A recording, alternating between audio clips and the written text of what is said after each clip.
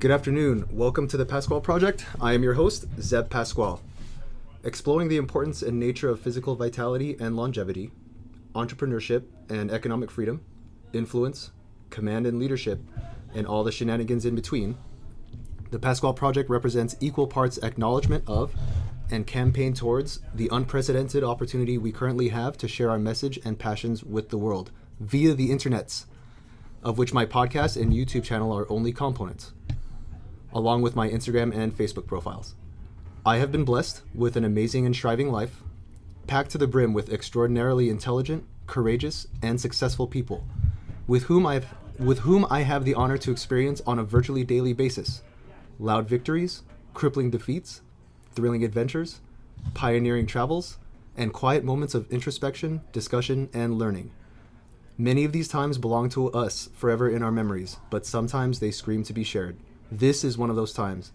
It is my honor to present episode 3 with my great friend, even better coach, killer athlete, black belt at age 14, former collegiate soccer and track athlete, former stand-up comic and hip-hop dancer instructor, loving husband, father of 3, respected leader, current owner of Oak Park, formerly known as CrossFit LA, the amazing Kenny Kane. Wow. That's a super intro, Zeb. Thanks for being with me, Kenny. Yeah, enjoy to be here. Thanks for... This is kind of cool. You come home in a way. Yes. Yeah, I agree. Yeah, there's so much history here. I'm actually sitting in the top floor of Oak Park now that was formerly CrossFit LA. A lot of you people listening have no idea the history that's involved with me, Kenny, and this place, but we'll see if we can touch on it. When I first met Kenny, he was in the middle of the workout called Jackie, which is 1,000 row, 50 thrusters, and 30 pull-ups. If you don't know what that means, don't worry about it. It's just hard. It's a hard workout. And he looked to me like a cross between a redhead circus performer and the Joker from Batman. He was introduced to me by our mutual friend, Chris Mello. Chris, I love you, miss you, man. I hope you could be here at some point. He's in South Dakota now. Yeah. I know very little, Kenny, about where you're from and how you got to be here. I only know you from when we met up until now, and it's been great. Yeah. Could you give us the rundown on where you're from and what events shaped you into your current state? Jeez. I'll attempt, and I don't know if there's going to be any success on the backside of this attempt. Okay, that's all right. To try to communicate this succinctly. That's all right. And in a reasonably understandable way. Okay. I was born in San Francisco, grew up in Santa Rosa. Where is Santa Rosa? Santa Rosa is north of San Francisco, about an hour. So it's in the heart of the wine country that just burnt down. And that's right. Napa and Sonoma counties burnt down, and included in that is the family business that I grew up in burnt down. That's very related to significant influence in my life. My mom was an Olympic level athlete, is in the Swimming Hall of Fame. So as a child, I was raised around people like Mark Spitz, who was arguably the greatest Olympian prior to Michael Phelps. Yep, in swimming. And with my grandfather being the manager of the 68 Olympic swimming team, and then subsequently being the president of the AAU through the early 70s, and my mom's relevance in a lot of sports related to the AAU, then the governing body of amateur athletics, and way more significant than it is now. Most people don't even know what it is now. Yeah. And so its relevance is insignificant at this point compared to what it once was. So in that environment, I'm being raised around elite level athletes. Yes. An elite level athlete in my mom who competed basically when very few women did, and her successes came when she had to compete against boys, literally. Yes. So I learned a certain sort of tenacity from her. Yeah.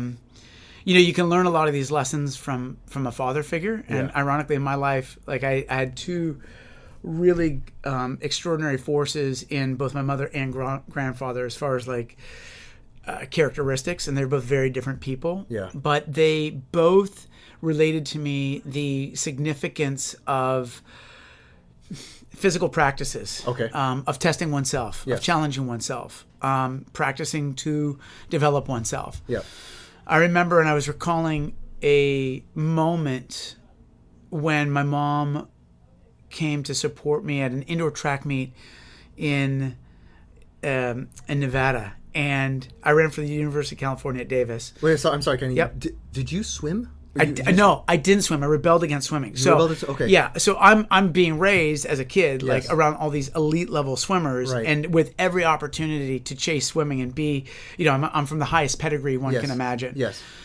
As far as like swimming related Right. exposure, Yes. let's just say, and opportunity. And I was forced into. I was swimming before I was walking, and it was one of those things where the unintentional expectation was that me being the only boy and the fourth and last child born would go on to do something athletically in swimming. Right. And so I rebelled against that, immediately turned to martial arts I see. and soccer. And so those are sort of my two Okay. initial athletic trajectories, which makes turned sense. into a variety of other things, which I'll explain in a moment. Okay. But, okay. A lot of my experience growing up and getting to this point at this track meet was illustrated in the way that my mom had raised me, which was I was cooling down after this race. I just run a mile at altitude at the University of Nevada, Reno, and there's all these universities there.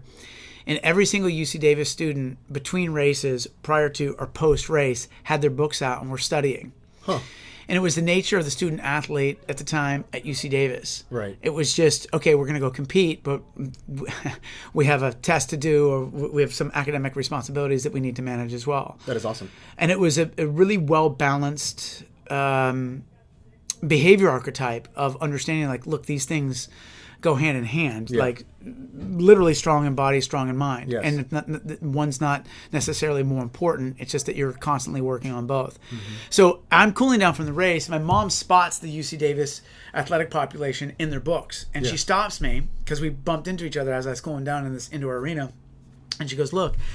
And she's pointed out, like, the 24 students that were, on the road trip were studying. Yeah. And the university students from different colleges and universities adjacent to us were not. They were lounging with their Walkmans on. And not to like degrade other universities. It was just a moment of pride for her and how she raised me. Like, look, these things are inseparable. Awesome. They just are. Yeah. Like, being smart doesn't mean that you are a superior athlete, and being a superior athlete doesn't mean that you're necessarily dumb. They are absolutely something that go hand in hand. And with that sort of upbringing,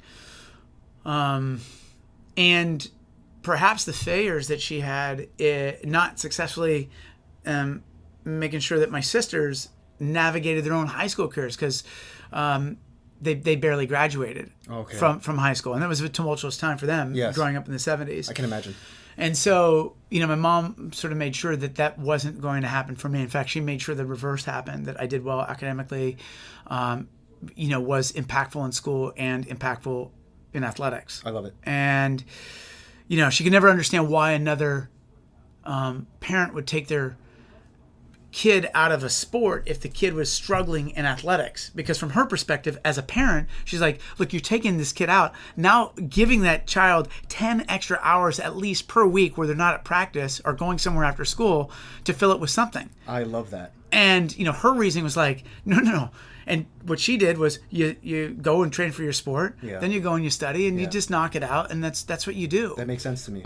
And that's, for better or worse, it was how I was raised in the value system that she sort of instilled in me. And I've never felt that they're, these things are disparate or very far from each other. Mutually exclusive? By no means are they mutually exclusive. So that was just sort of the environment that I grew up in. And then, so, with all this unintentional pressure to be aquatic Olympian, I rebelled and said, I'm turning to martial arts. But wait, was it track first though? Because No. I'm getting my timeline all mixed up. I didn't actually start track until my third year of college. Okay, so it was martial arts first. I was a collegiate soccer player, and my roommate was a 400 runner.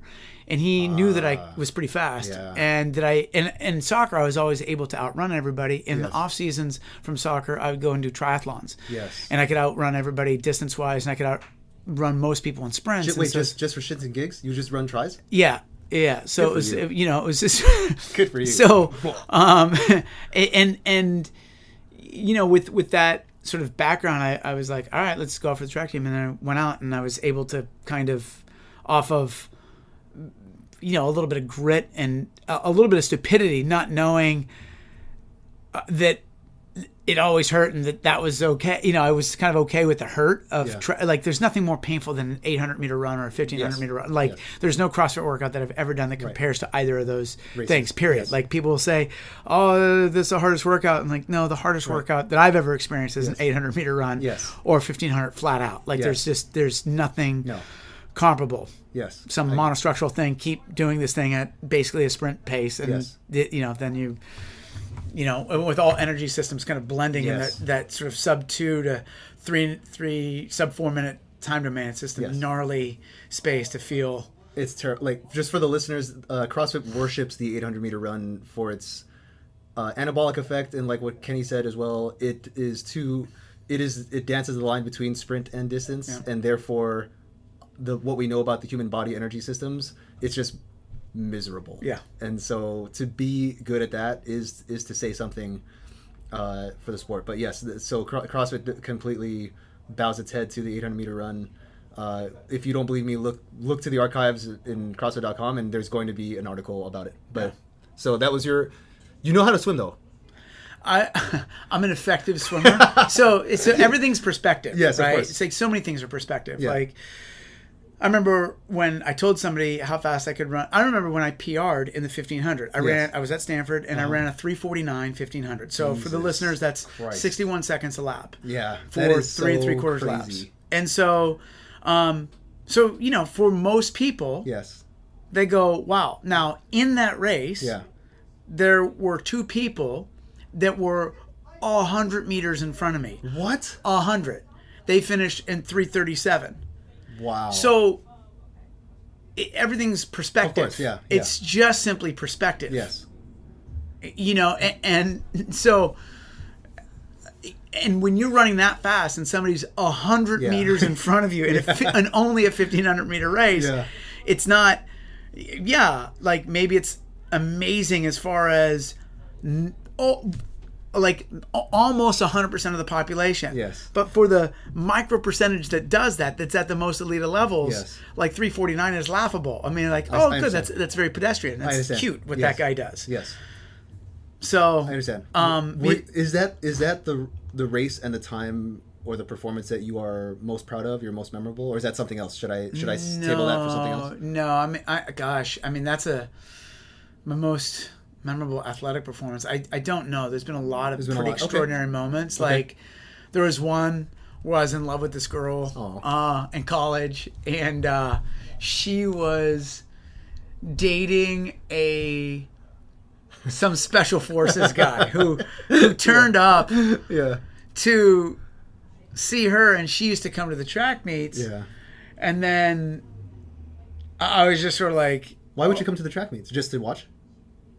I think she liked me. It was just like, got it. I see. Yeah, I got it. You know, and one of her best friends was on the team, but she'd come to watch him, and then it was, so we had this. We never hooked up, but it was like this weird. But he was going, and she never knew what part of the world he was in, and then he'd turn up, and anyway. So I never wanted to touch her because I didn't want to wake up with a knife to the throat, or just a red dot on my forehead. I understand. It's like 99, you know, game over, finish him. You know what I mean? Like, so it was an 800, and I think that day, everybody went out at a fairly pedestrian pace, which pedestrian was probably like 58, and I came back and it's like 58 pace per lap. That's the pedestrian pace. Yeah, it's pretty pedestrian. And then I finished in I want to say 152. So I came back in like a 50, I don't know what that is, like low 50s, 54 or something 152 like for an 800? Mm-hmm. And then the crowd was like cheering, Kenny. It was like a pretty cool moment. It was like my moment to kind of like shine in front of like in front of the girl. You know, in front of the girl. And, you know, so it was like an emotionally charged thing. But that's just like I think the thing that I'm most proud of was the thing that I had to earn more than, you know, making any track team or soccer team through the years, or finishing any triathlon, or any hip hop troupe that I danced in, or anything like that, was probably earning my black belt. It was it was an 8-hour test. You know, the preparation started for it when I started martial arts when I was 6, turning 7. And actually, to correct you, I tested for my black belt right as I turned 15. So Okay. I was in a very interesting time period in martial arts where martial arts was getting very popular through the 70s and 80s. Yeah. And I started in the 70s and Karate Kid and all these things, and all the Bruce Lee and Chuck Norris movies were kind of popularizing things because it kind of moved from Asia, especially in the Pacific Rim, like San Francisco, where the Bay Area where I was raised was sort of a sweet mecca of martial arts. And then it kind of drifted down here to Los Angeles. But truly the mecca was the Bay Area because so many different art forms like kind of fusing. Sure. Vancouver had some mixes as well, as did Seattle. Yeah. But truly the Bay Area was just like amazing, like all these ingredients mixed for like this explosion of dojos to open up and this variety of like hard styles, soft styles, Okinawan, Chinese systems, Japanese systems, like all these different. Which was yours? Well, it winded up being a mix. Like my Mr. Navarro, my instructor, was principally a Kempo guy, but he opened up the doors to a Tang Soo Do guy, and eventually a Shotokan guy. Good for him. And that back then that didn't happen. There was no style mixing. Yes, I can imagine. It just was. It was super territorial. Yeah. And so like the mixing of styles really didn't happen until the 90s. That started to become like, oh, okay, this is a fusion. Even though, like, Bruce Lee was talking about it in the late 60s. Yes. He was like, oh, you got to fuse these things. Yes. But it just, because of the stylistic demands, the orthodoxy in the martial arts, it was like, this is our system, this is our style, and blending in other styles, it didn't, like, these things were 500, 700, 1,000, 1,500 years old. Yeah. So you can't just uproot it so quickly. Right. But the cool thing again about being in the Bay Area is that you just couldn't help but to do that. Yes. You go to tournaments and be like, you compete in forms, and there's like hard versus soft, and it was at one point divided, right? And then you start to compete, and then the fighting style started to really get interesting. Yes. When you do sparring, yes, or kumite, and so when you do that, like, which is the fighting for points, like that's when you really started seeing it. I was part of that as a kid. It was unintentional, like nobody knew what was happening. So listen, all this to be said is like, my mom helped me set up a dojo in our garage. So cool. Where it was like I had a punching bag that was shaped in a human, a speed bag, and then the garage, the cars were kept outside, and the rest of it was meant for me to do push-ups, sit-ups, pull-ups, all this stuff. And that's where I started to develop my body weight strength. I set up a push-up record in junior high, chest to deck, arms locked out, 220 in a row without breaking. So I can guarantee I will never, ever hit that anywhere near that again. And I remember getting no rep at a rep 167 by Mr. Diber, and he was putting his hand underneath my chest because he knew that I was going for a record that would, not be broken for. Well, it's probably still there, as I'm assuming. And anyway, all the martial arts preparation, I was running, I was doing like this, I was studying all the exercise journals that my mom would get to the fitness business that she was running.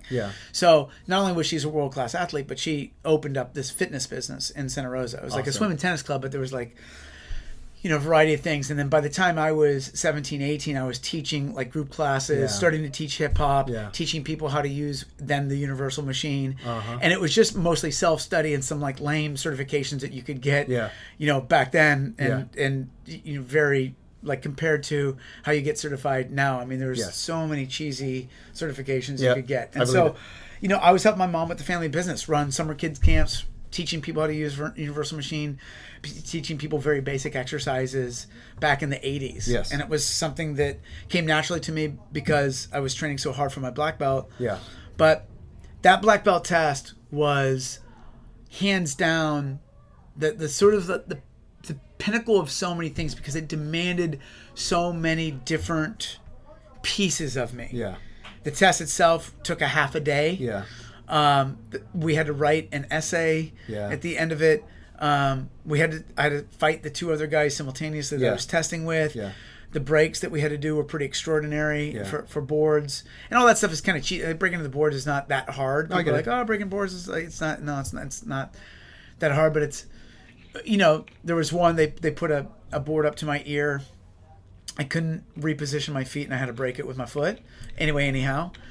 Okay. So I just that was just a sidekick. Yeah. And the other one was I'd kind of flick a board up, do a spinning heel kick, and crack it. And that was an interesting break. It's interesting. You don't get to practice these things. You just have the test, and they tell you to break it like this. Wow. And so you have to have the skill set to do a variety of things in the moment when the moment's called. Makes sense. But then at the end of the 6, they start you by running you 5 miles, and then they do bag work and do all this like physical calisthenics for 2.5, 3 hours. So my preparation for that, I was a junior high. I was in 8th, 9th grade, with the habit of getting up every morning at 4:30, 4:45, training for an hour, hour and a half before school. Yeah. Then after school, going to either wrestling practice, soccer practice, or the dojo, or all three. Yeah. And then coming home to the mini dojo just to knock out some extra push-ups. So I was training sometimes 6-7 hours a day as a 14, 15-year-old. So it was like the level of commitment and preparation for that black belt test was whole. It was pure. It was, there wasn't anything in the test that I was not prepared for. Yes. And it was the first time that it was like, okay, throw absolutely everything that you can at this. Yes. Learn this at an early enough age. Right. And it was just a conduit of understanding of self and experience. Like the value that I got out of that experience wasn't that I got to tie a black belt around my waist. That in the end, that's like, what does that really mean anyway? And that's easily questionable. Right. But the experience itself and the preparation itself, and just the daily habit of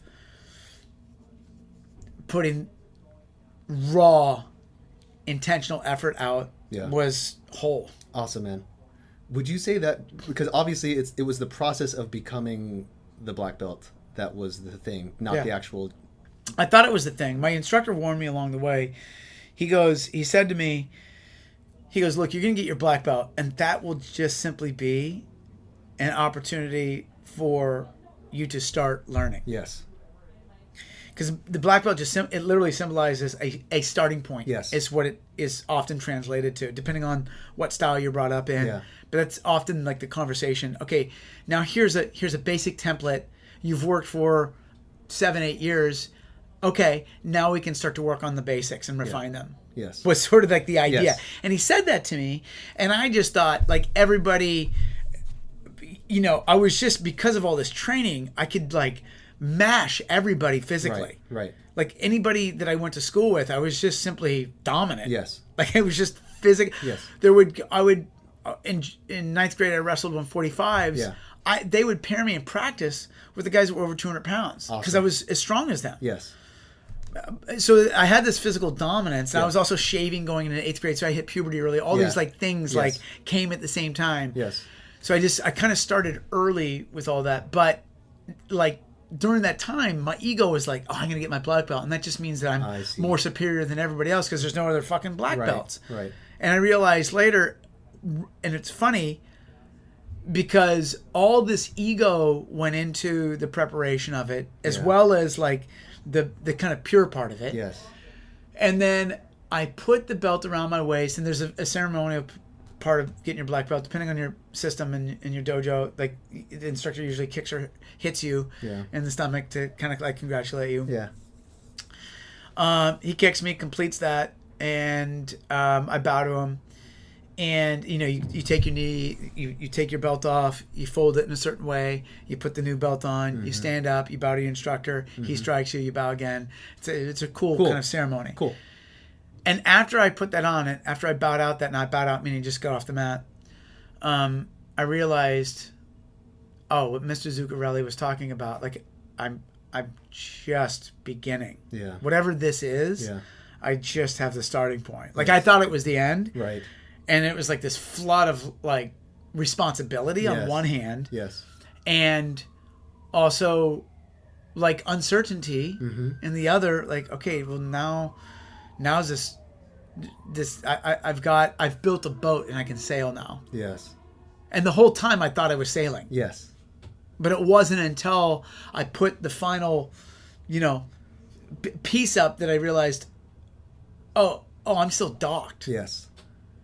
We can take the anchor up now and go sail. Right. And it was a tremendous sort of experiential learning moment for me because I was young and I got that. It was a profound flood of feeling and emotion and like, whoa, okay, I'm just starting. And the level of humility that came with that. Yeah.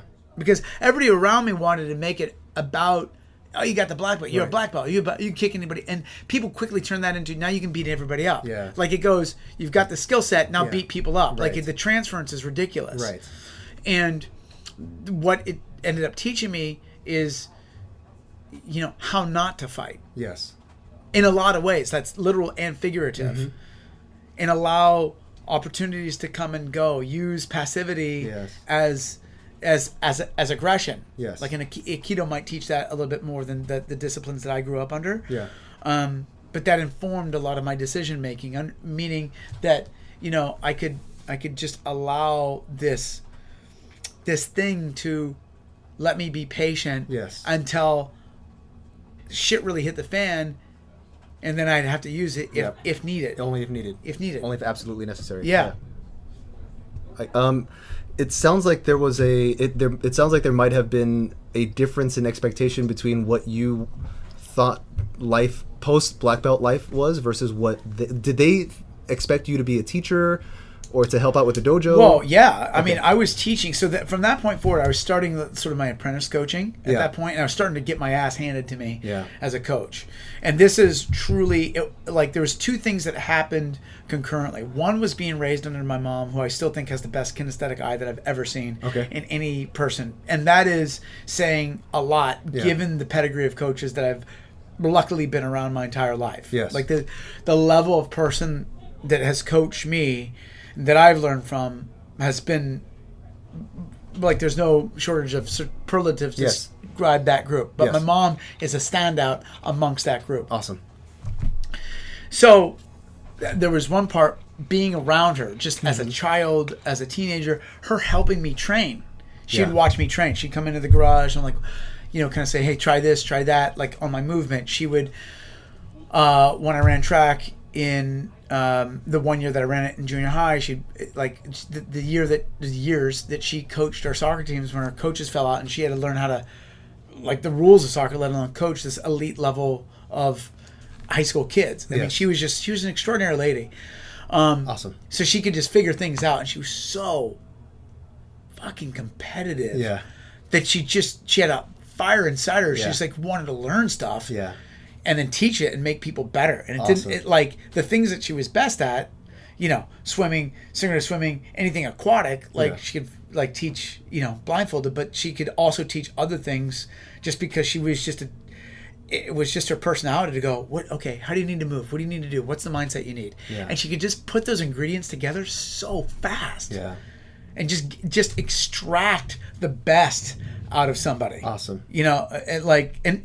She would fry people because she was so tough and so hard. God, she was just brutally hard as a coach. Yeah. But I mean, I'm thankful for that. Yes. And so there was that combination, plus the combination of me having to teach as a black belt. Part of my responsibility was to teach adult classes. And you were a freshman turning sophomore in high school. Yeah. So now this 15-year-old punk. Yeah.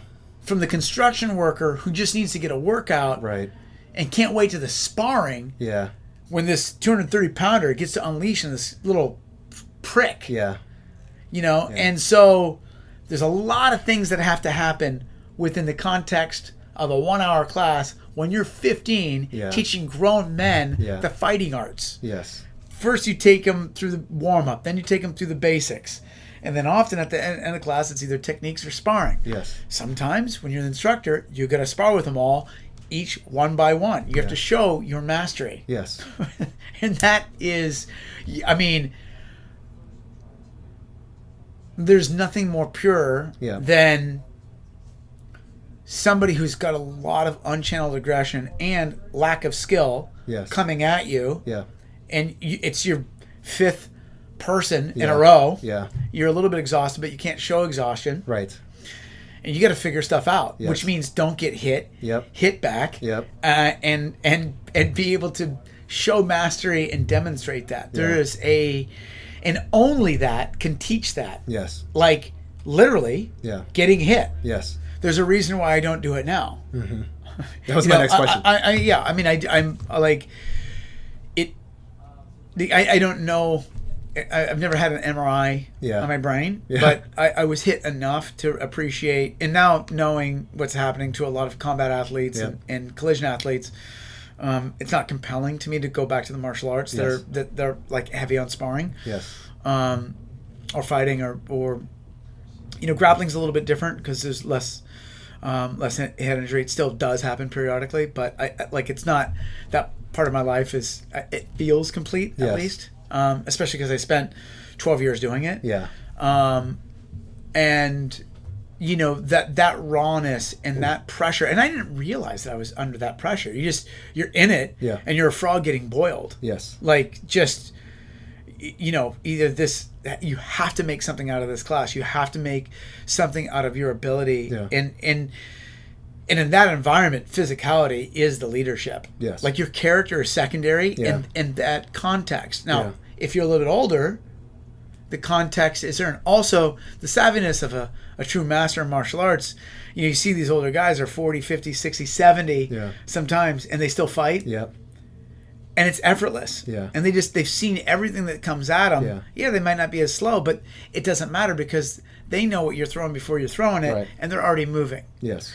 So there's that happens, and I wasn't in that part of my growth as a coach. Yeah.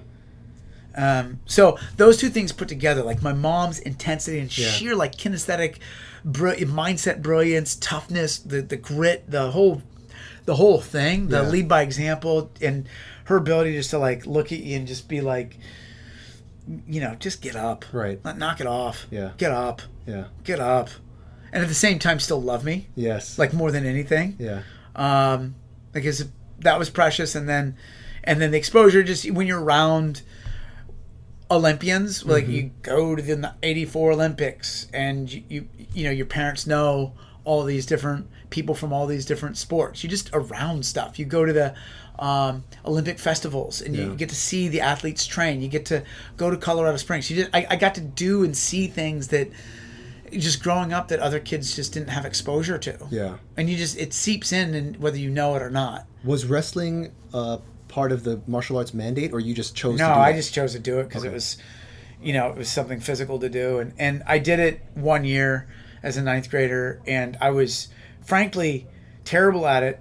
Mostly, I would say, because I was training so much in martial arts and I had no wrestling skill. Right. So there were so many practices that like our coach had to stop us. I got, as it turns out, in the 1 year that I wrestled, I got disqualified from more matches than I finished. Really? Yeah, just because I'd kick and punch people. I see.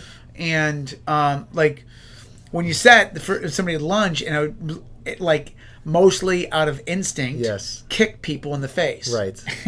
And that's not really... I can't imagine the ruckus that would... Oh, dude, it's just like, the other schools would be like yelling, the referee just like, dude, no, like, and not really understanding the rules. Yes. And just, and the other part was I was so strong. Yes. That I was just stronger than these guys who just like, well, I come at me and just, it was like mad dog. I was crazy. Yeah. So I had control in all these other things, but I just had zero interest in learning any of the like wrestling techniques other than being more physically dominant. Yes. And just relying on a fist or a foot to handle the situation, which just like I just really did not do well as far as wrestling goes. But it did, it gave me some good hard training to do. Yes. 2 hours a day for the 3 months that I did it, or whatever, 4 months that I did it. When did you know that you were done with martial arts? When I was in college, because the demand, I was in college I just started, playing with two, like I went to college to play soccer, was playing soccer in the fall, and then turned up to go out to track in the spring. And right about 20, I went to a different dojo. My dojo changed ownership, and I went to a different place. And And I started over. I started at white belt and started moving my way through the ranks. Which the instructor at the other place said, "Hey, do you want to start at black belt, or do you want to?" Because there's a credibility Yes. that is to sort of be earned. Yep. And they had a very elaborate system that was very straightforward. And it was a Taekwondo school. Yeah. And Shotokan and Tungseo are very similar to Yeah. Taekwondo. There's a lot of overlaps with just the structure of the movements. So it came very easily to me. But because the demand for being a collegiate athlete in two sports started expanding, and the compulsion for wanting to spend my time in a dojo, it started to naturally expire. And I've always been one to listen to my intuition. When something tells me I'm done, I'm done. Yeah. And it got to this point where I just felt like I'm done with martial arts. Yeah. Just maybe for now, maybe forever, not sure, but I'm done for now. And that allowed me to kind of shift my sort of athletic responsibilities to grow new skill sets in track, grow new skill set in understanding triathlon. Because if I was still doing martial arts, and there's also this respect for the level that I was, that I could no longer, I couldn't put 12 hours into the dojo a week. Right. I couldn't. There wasn't the time. You couldn't emotionally, or you? No, physically. Okay. I was like. And nothing less than 12 hours would do for you? Well, that was the perfectionist opinion that I had. I see. Right, because then I was still obsessed with doing everything the most best of all around. Yes. You know what I mean? So that was part of a prime driver. Yes. And so with that psychology, it's really hard to go, all right, I'm going to keep doing it, but I won't be at the same level that I was. Yeah. And that's all good. I can still stay in the practice of being a martial artist. And I generally hung it up at that point. Yeah. Now, look, I can sit here and go, look, it opened up the doors for so many other things. Sure. Which it did. It did. Like I did develop, 12 years spent doing something, earning your black belt takes a moment. And, all those experiences are irreplicable. Yes. So now when I look back at it, I kind of go, all right, well, man, I learned so much, and it gave me the developmental mechanisms to understand how to do something and do it seriously. Yes. And just spend the time doing it. Yes. I'm far less driven by being the best or being the standout for, whatever at this point than I was at that point in my life. Yeah. The need for attention's definitely waned as well. Was there a retirement ceremony or a closing ceremony, or was it just this kind of slow fade out? Or did you tell your instructors, like, hey, you know what? I love you. Well, it was an easy transition. One semester ended and I just started picking up another sport. Yeah. It was just really easy. It was like replacement strategy. Yeah. It's like, hey, I've got track in the spring. I can't come back. Gotcha. And that was it. That was it. Like it was but I had a much deeper relationship with my primary instructors at the other studio. I see. So when I switched studios, like I didn't have 12 years of relationship. Gotcha. I had like two and a half at this other place. Do you still keep in touch with any of them? Not really. Yeah, I do. Good. Well, I keep in touch. Well, Mr. Navarro, my main instructor, passed away. I'm sorry. He passed away last August, and so we stayed in good touch through the years. Good. We, would probably talk on the phone. Once, twice a year. We'd see each other probably every 2 years. Yeah. And we'd stay in touch. He'd shoot me emails and stuff. Good. And we'd stay in touch that way. Good. And there's so many lessons that I learned from him, Mr. O'Hara, Mr. Zuccarelli. Like those were my primary instructors. Yeah. And like when he passed, it was a string of like people that passed in my life. Yeah. He was the third coach of mine that meant something within 2 years that passed away. Oh, and so it was a weird, like the last couple of years have been a sort of about reflection of death, I suppose. Yes. Oh, and also just understanding the not that I understand it per se, but the 13 people died that I'm very close to in a 2-year period. So like man. so yeah, he was one of those people, and so yeah, it anchored my feeling that the coach's role is arguably, in this case, my sensei and my instructor's role. Say it, man. But like, Say it.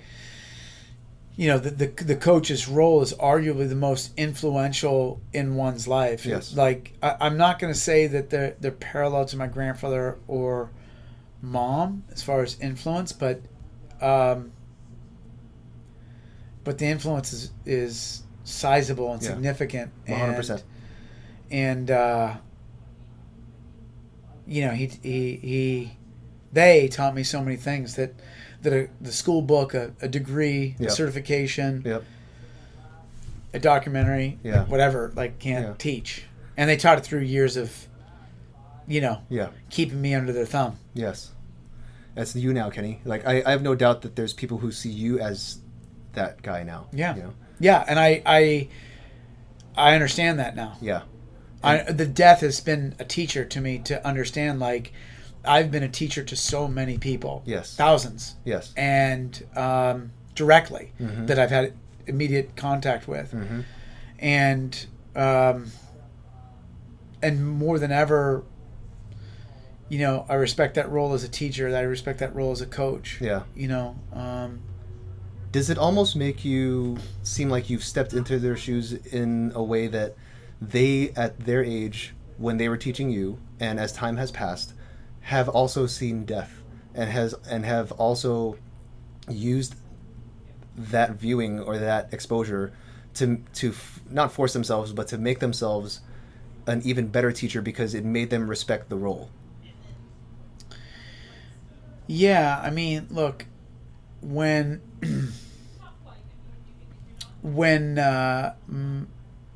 my son Thor was born he's 2.5 now. He's born August 8th of 2015. What's his name? Thor. Of course. I mean, I love you. Go ahead. Thor Kane. Awesome.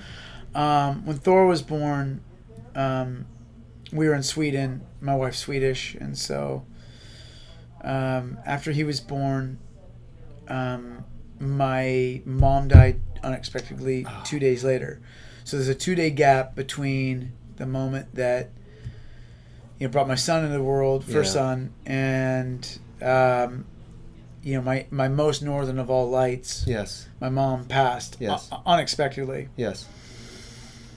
My dad passed in December of that year, so just a few months after. And in between, my high school soccer coach, Danny Brubieskis, passed away as well. Oh. So, and then later in that winter, one of my college track coaches passed. So, in a 5-month span, 2 coaches, 2 parents. Yeah. And then there's this sort of general reflection of,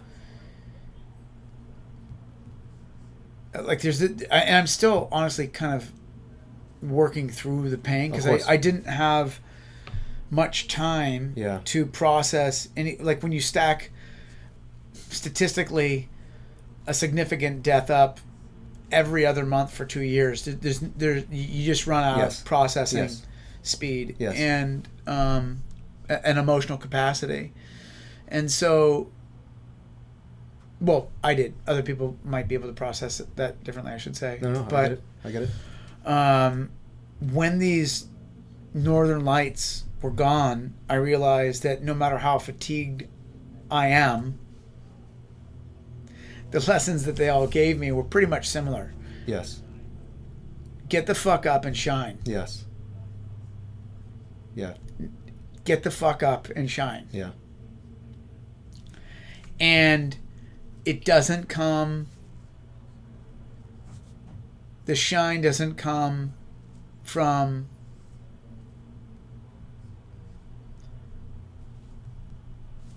something fancy.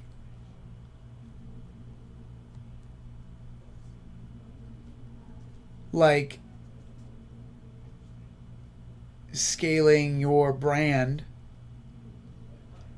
but it comes from doing the work of improving people's quality of life via the human connection every fucking day. Yep. And getting your heart and your hands on people with as much passion and care as you can just pull. Yeah. And all of them, like, that's what they did. It was, you know, they just turned up and did it. I mean, my mom was coaching into her 80s. Like, she was gonna coach that day. Like, yeah, Danny Brubiescus was still playing soccer. Like, these guys were still in the thing. Like, being leaders, still in touch with all of us. Yeah. Coach V, there was just a relatability to our time with them. Didn't expire when our time was done. Yes. And just like a parent, like you as a coach, you never feel like you're done. Sure. And they passed on that passion. They passed on that gift. You know, and when I look generally at the world right now, you know, I know you talk about it a lot. The sickness of the time could be things like diabetes or sort of cardiorespiratory sicknesses or diseases. Yeah. But I think beyond that, and the root of that, is the psychological malaise that people are combating. Okay. And I feel like the role of the modern coach is one to understand that dynamic and respect the limitations of that. Limitations meaning humans tend to be, from what we can see historically, somewhat tribal in nature. Yep. Tribes start to disintegrate after a few hundred people. Yep. Your touch, your capacity to feel, to engage, to empathize, starts to deteriorate as the volume increases. Yes. So you may be able to expand a message, but the direct quality of experience necessarily has a related dilution. Yes. Different coaches quote differently, but it's between 100 to 150. Those are the ranges that I've heard from different coaches that I've looked at. Yeah, well, that's like a strong. I mean, if you understand self-determination theory, which is where that consideration is rooted from. Yep. So if we understand the nature of the market, that's true. But then also sociology, if you simply look at self-determination theory and basic tribal structures, like that's sort of the general sort of space where things can stay really, really strong as a primary group. Yeah. So anything more than that, there's going to be, you know, ebbs and flows and ins and outs of people. Yeah. So, you know, with that depth, with that understanding, with the study of self-determination theory, and with those experiences, I look back and reflect and just kind of go, man, they like all this loss is pointing me to this thing, because I feel like we all do a little bit better with some human connection. Yeah. We all do a little bit better with doing some hard stuff together and doing some fun stuff together. Yeah. And we all fundamentally seek growth. And that's like those three things are what we're literally building, like the Oak Park experience off of. But that's off of, you know, the last 30 years of my life putting it together, trying to understand like what makes this thing work the best. Well, human connection does. Yeah. playing does, and like sustainable growth. Yeah. Like those things are compelling generally for people, and we can support that. Yeah. Thoughtfully and mindfully and with a lot of awareness. Like we truly can. Like, and that's so that like, and that's, yeah, those experiences from the past, like the greatest moments of my life have been through these sort of experiences, basically athletically. Yes. Or these physical things that I do with others. Like it's just, somebody was asking me, they had, one of our clients brought their daughter who goes to Wellesley, and she was talking about the nature of the student athlete at that college.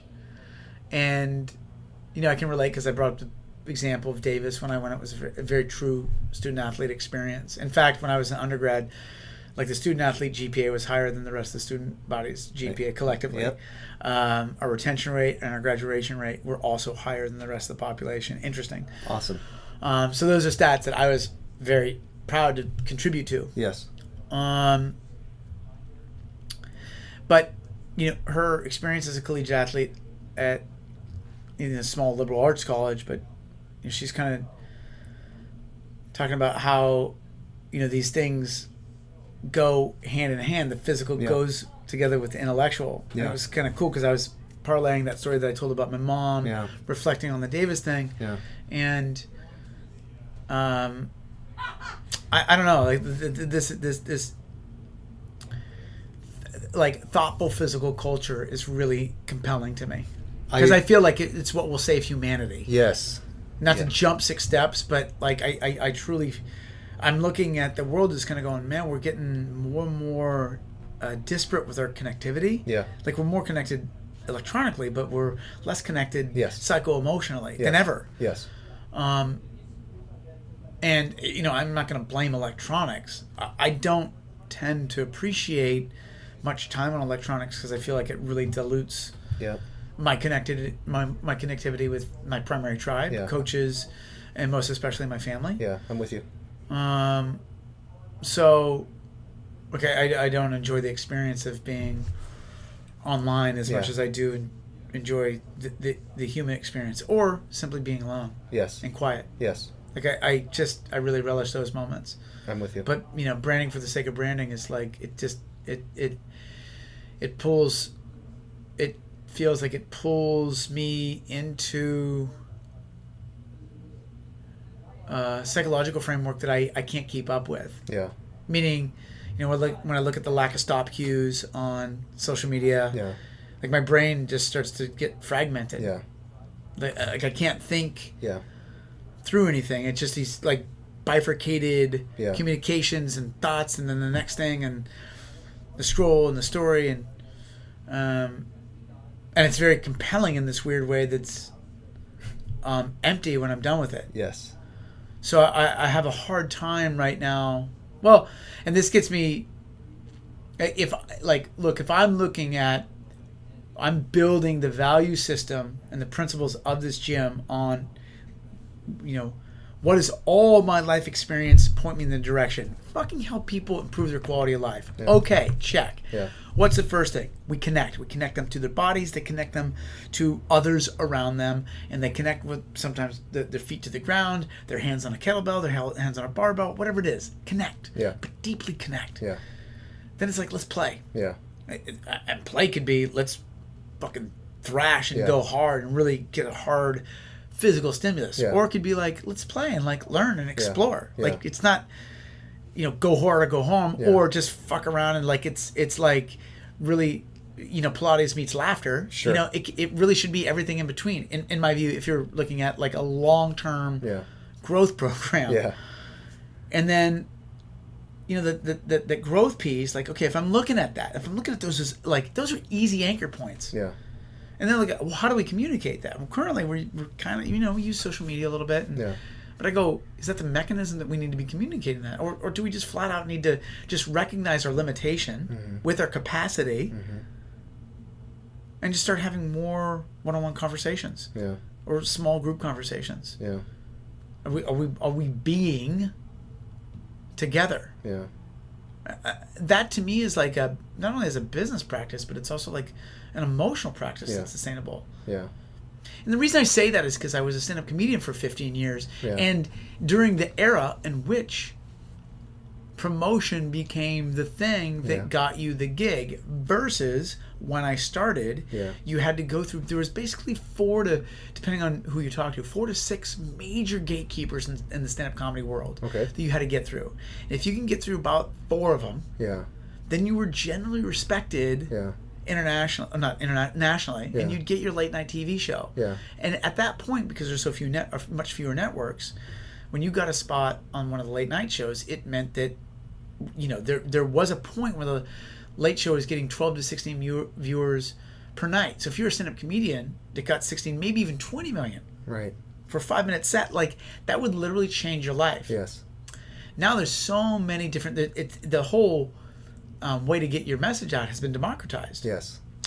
The up and downside to that is that there's no gatekeeper, and there used to be gatekeepers who'd be like, like I've seen and watched a lot of comedy, and this is good enough to pass. And of course that's subjective. No, I get it. Stand up is subjective, Yes. but that's why you play the averages. Like, Yes. okay, it's not you don't need everybody. You need the majority of the gatekeepers to get past to really get well known. Yeah. Channel now, you need volume to get known, and the things that create volume are pretty historically sensible. Yeah. Big boobs work. Yeah. Asses work. Abs work. Yeah. Great teeth work. Yeah. Really succinct messages work. Yeah. Flashy signals work. Yeah. Bright colors work. Yeah. Cats on ceiling fans work. Dogs on skateboards work. Yeah. All very entertaining. Right. And look, I'm not like I really question the business environment that we're at, because the fundamental question I'm trying to ask right now as I'm having this conversation with you, and I'm not asking, this is a rhetorical question. Like, if we're leaders in the fitness entrepreneurial world, are the vehicles that we're using it healthy? I see. Flat out. And I don't know if time spent on social media is time well spent, if that's how we're communicating messages. I also don't know, like, as far as like the truest health. Yeah. And I get like 98% kickback on this. Yeah. Like, there's a few people that go, yeah, that has resonance, man. Yeah. Go rogue. And it's like, no, I'm not trying to say fuck you to everybody. I'm asking a reasonable question. It is a reasonable question. Like, we're at a crossroads in our civilization. Like, and these things are understanding, like, if they will start to advert to us if we're skewing Hispanic. So then we start to get like Hispanic. El Dia de los Muertos. Like, what? Why do I have an ad for El Dia de los Muertos? Like, because I said something and the phone's actually listening to what we're saying. Like, the algorithms are very complex with how they're understanding our behaviors. And again, there's no stop cues, which the savvy person's going to understand that. But I'm really struggling with how we communicate this. But in the end, I feel like just respect that there are limitations. That there's true limitations to what the ceiling can offer for a total tribe, an effective tribe. And that, by the way, is something that is generally sound historically. Just looking at self-determination theory and tribal culture, like you just a few hundred people and it starts to wane. 1,000, 2,000, 300 million, 1 billion. It's hard to agree on principles. It's hard to agree on leadership. It's hard to have covert agreements that are appropriate. Covert agreements meaning somebody is out of line and you and I know without saying that, like, let's just take like it with more people, if we relate this to general society, it's easier for sex offenders to hide in plain sight right now. But in a small tribal culture, a sex offender is handled one way. Oh, wait. You touched Yeah. Zeb's kid, Yeah. come here. Yeah. Come here. 3 of us need to talk to you. Yeah. And the person's never seen from again. Yeah. Like, there's a covert sort of way. Sure. Like, and that goes without saying. Yeah. Now, there's much more, like, in playing, like, with 300 million people, that gets a way more dynamic to sort through. Yeah. And so that's perhaps the worst example that I could have come up with to relate to. Look, we do well with a small handful of people that we can truly make a measurable, quantifiable, experiential difference with. Yeah. And that just takes a lot of work and a lot of effort to begin with. Yeah. A lot of concentration, a lot of care, a lot of passion, a lot of heart. So, it's yeah, and I feel like the modern coach is one that has a true opportunity to kind of understand that dynamic. Yeah. And just go, look, are most people miserable? Yeah. Yeah. And a lot of people are struggling. So there's 3 things at a time. I love where this went. I completely love where it went. Yeah. The bridging between. So number 1, the bridging between your martial arts into track, into CrossFit, into Oak Park. I feel like we skipped that, so I want to go back to that. The tribal, the deep versus wide thing. That's the best way I can compartmentalize that. Yeah. I'm so glad that you had these experiences and that you related to them, because I had no idea, because I didn't know who you were before I met you. Mm-hmm. And then there's so many things that I want to balance that out with, or there's so many things that I want to contribute as far as my own past, because I was also born and raised in San Francisco. I was also put into martial arts when I was 5. I also had like my own, it was a opposite. I had the opposite experience than you did, and I'm so happy and grateful that you had the experience that you did with as far as martial arts and how it. What happened to you? So yeah, it's like that. That's what I'm. You victim. Yeah, exactly. Yes, and so you'll understand, because you said it yourself.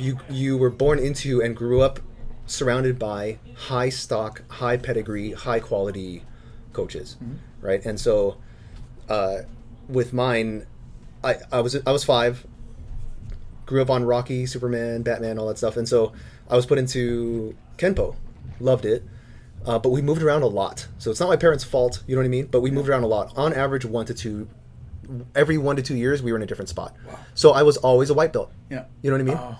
Everywhere we went. You started over. Yeah, everywhere we went. And so, to their credit, they were just like, could you just start at purple or whatever you left off of? But every school is different. Every school has their own system. thing. Yeah, you got the foundations. Yeah. And so that went on from 5 till I think 17, 18. Wow.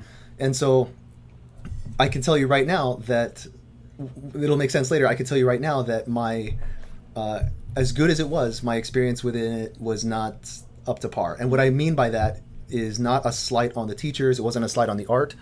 I saw the purpose of going into martial arts as straight up practical self-defense. Yeah. There was no art. Yeah. It was like, if I get jumped or if I get bullied, what do I do? And so in that regard, katas meant nothing to me. Yeah. The like meditation or whatever meant nothing to me. Inside of an hour class, typically they were an hour.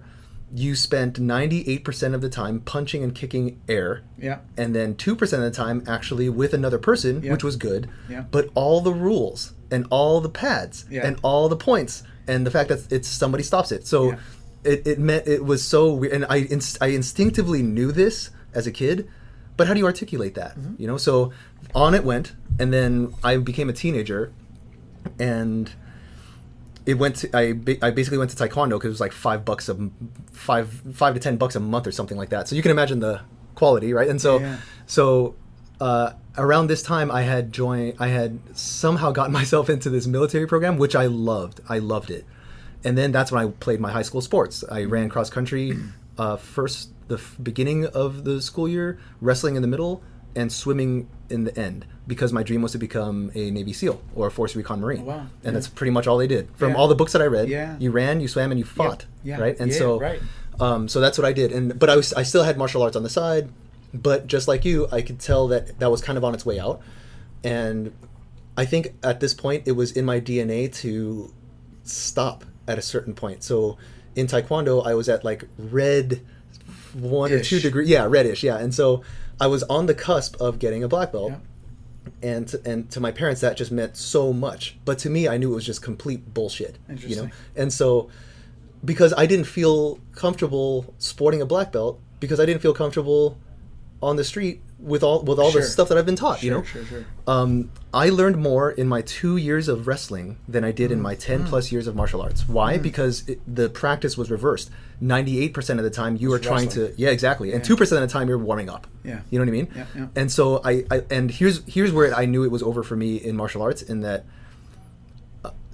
you know, they'd gang you up like the 2 or 3 on 1 or 1 on 1. Yeah. And so they're trying to teach you to like, yeah, you know what I mean? Multiple attackers. Yeah. So what do? I rush them. Yeah. I straight up rushed them with a wrestling move. Yeah. And I just grabbed it, and they didn't know what to do. Both of them were scared. And Yeah. I threw one into the other, completely against the Taekwondo rules. Yeah. And then they told me that I can't do it, and Right. and in my head I'm like, but I just did it, and it just worked, you know? So I was upset, and I was confused. Sure, that makes a lot of sense. I was confused. I questioned, you know, what I was doing here and all that. And so basically I won matches with my wrestling skill, not with my Taekwondo skill. Yeah. And then there was this tournament where in the middle of the tournament, they were just changing rules. Like, I remember there's this one time in the middle of the tournament, somebody's like, no spinning back fist. And we were like, what? And because we looked at it doesn't sound like it's a big deal, but when someone changes the rules on you in the middle of a game, it doesn't matter the sport, that is fucking bullshit. And we looked at the thing, we couldn't find the fucking rule, you know what I mean? Yeah. And money was spent. So there was that, which disillusioned me. 1. Number 2, I think the week before we had the gloves and then the cup, which makes sense to me, and the shin guards. But then they started piling on the helmet. Yeah. Then they started on the thing, the like body armor thing. So I literally felt like a robot. Like I couldn't move. And so I just exploited that.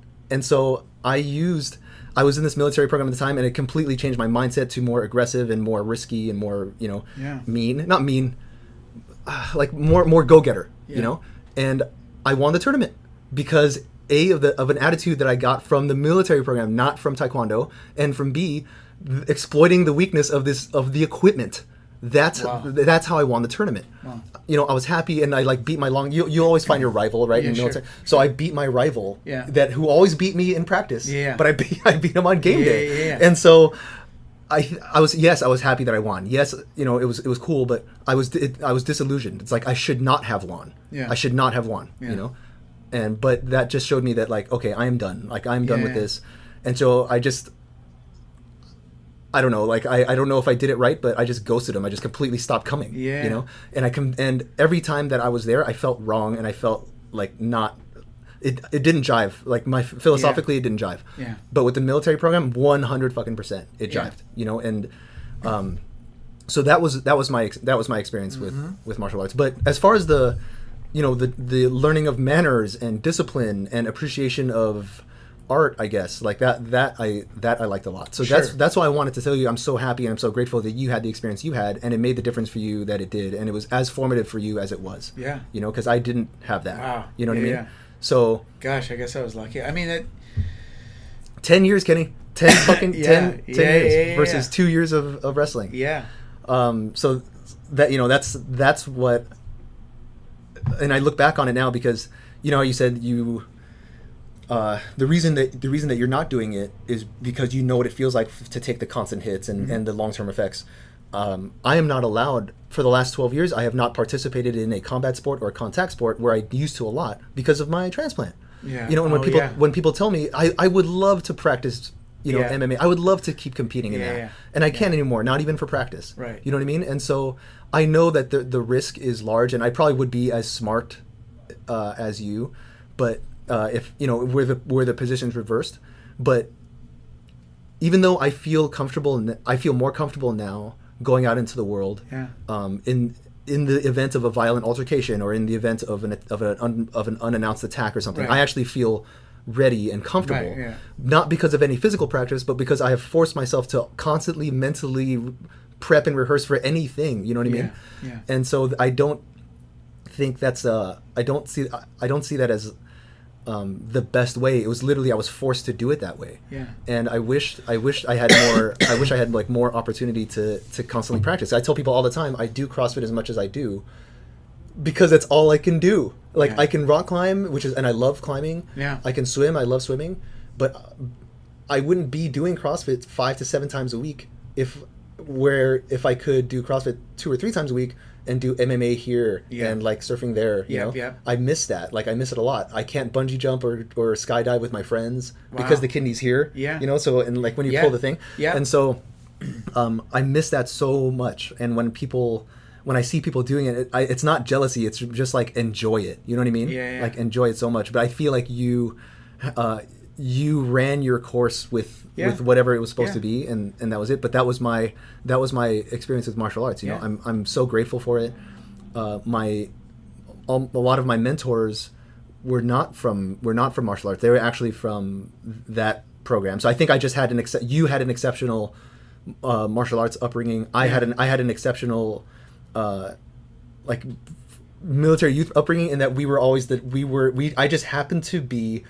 I happened to get enrolled into the like literally number one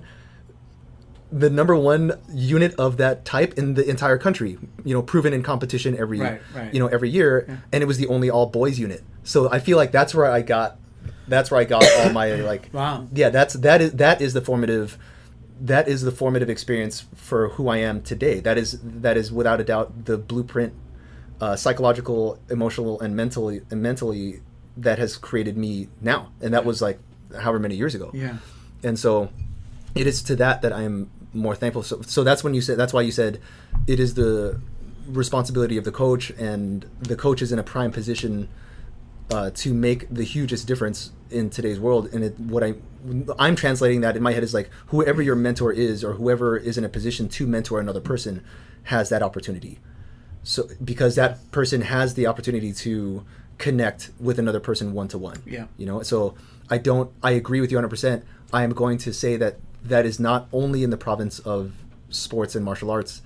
I think that the gym and the physical realm is the first and best place to learn that stuff from. Yeah. You know, and I mean, you got, you know, I feel so fortunate. I think you got, you know, fortunate.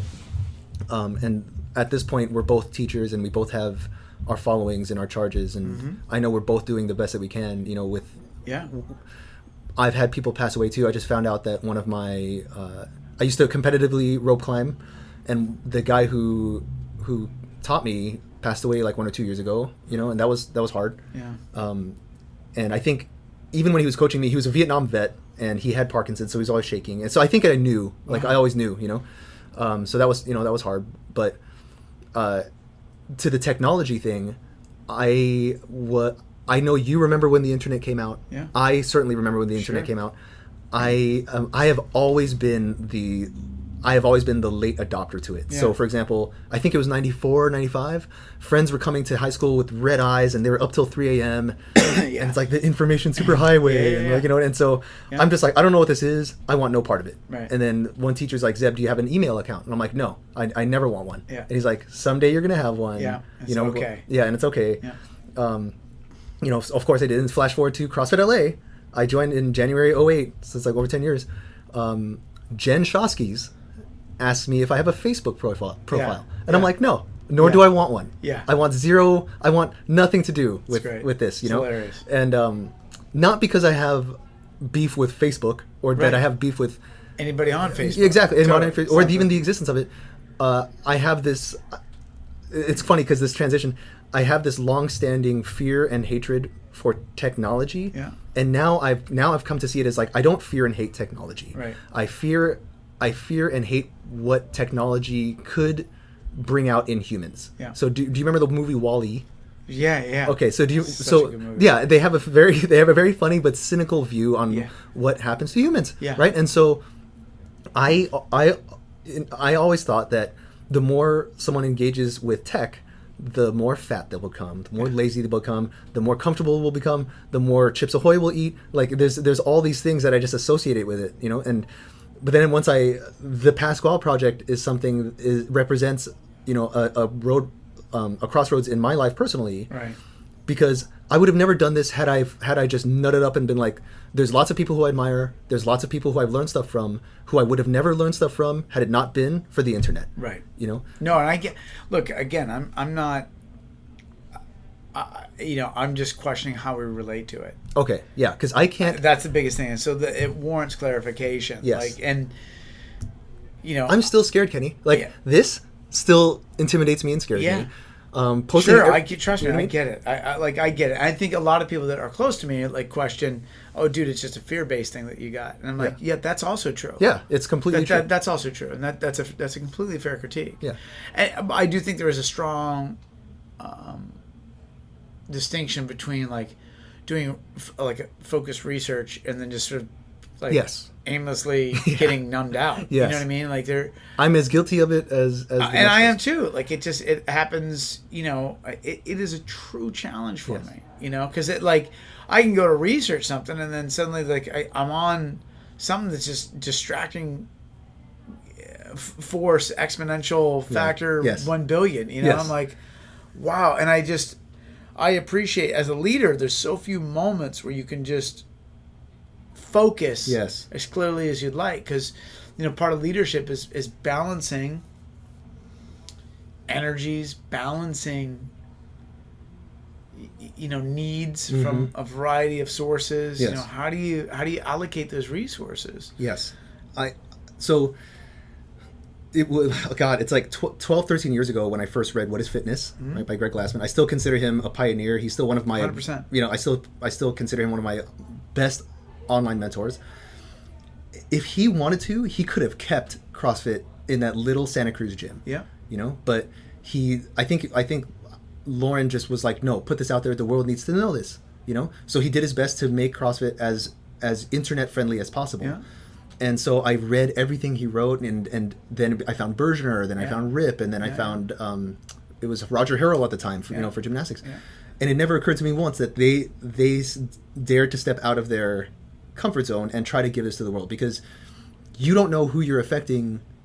I don't know who I'm affecting right now when I put this out there. Right. And I'm so sad to say that we may or may not ever meet a person whose lives we've changed. Yeah. I shake Greg Glassman's hand once a year. Yeah. I've never once met Ripito. I've never once met Jordan Belfort. I've never once met these guys who have made such a huge difference. Difference. And I've been, so a lot of my people have begged and screamed for me to start getting out there. Yeah, yeah. And for easily the last 6-7 years, I have rejected it. Yeah. But only now am I seeing all this stuff I'm learning off YouTube, and I'm learning off the internet, not from face to face. Right. What if you have this inspired moment and you decide to write the greatest shit you've ever written? I can't come to you and be like, hey, let's meet up for lunch so I can hear from you straight. Even though that's only made it more valuable. This means the world to me right now. Well, yeah, I think what I'm talking about, there's two different things here. One is an educational thing, which there's multiple platforms to be educated from, I suppose. Yes. Right, and so that's a clear distinction, and you're also making a great, a great argument for the need for the interwebs. Yes. Now, what I'm talking about as far as just a flat out business environment to run a successful tribe and organizational culture with healthy things and quality of life transformation. Absolutely.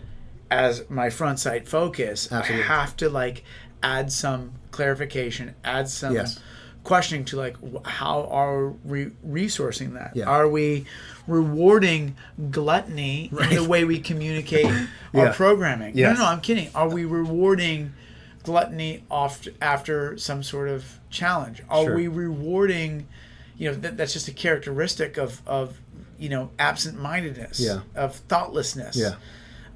Are we instead replacing that with thoughtful, why-based, everything from programming to conversations? Yeah. In my greater fatigue the last couple of years, I've had to watch myself because I can at times be. People have a hard time, with angry Kenny. It's not a.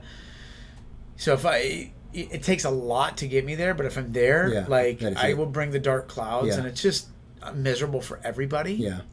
So one of the things that I've done well generally through my life is bring a fair amount of light, but I also recognize that there are times to bring the storm when it needs to. Sure. When it, just out of like, look, this is just coming out of me, and I also don't need to control that at all times because that's also false and disingenuous. Yes. So, you know, when I look at, you know, how we're distinguishing this conversation, it's really important for me to kind of point out, like, look, I agree with you. Yeah. I'm not going to say that CrossFit was the most transformative. This is damn close. Sure. I mean, I happen to grow up in the family that I did, so I can't say that it's No, comparable. of course. But okay, let's go there. How did you find CrossFit? I still don't know. Oh, I was working out at Crunch, and this guy was like, one of the trainers there was like, hey man, are you doing a CrossFit workout? And I was like, what are you talking about? Because I have done since the 80s like these hybrid sort of workouts that were just like me just concocting stuff and working hard and going from one thing to the next, and just, you know, circuits. Like, we did all kinds of crazy circuits, and you know, back at Navarro's Karate Academy back in the day, it was like something that I learned and sort of kept as a practice. So I didn't know that was or wasn't a thing, despite, you know, having, you know, coached a variety of things through the 80s, 90s, and into the 2000s. Yeah, like I wasn't really aware of it. And then he goes, and I said, what's that? He goes, there's this website, and this is, I want to say 2005, maybe. Okay.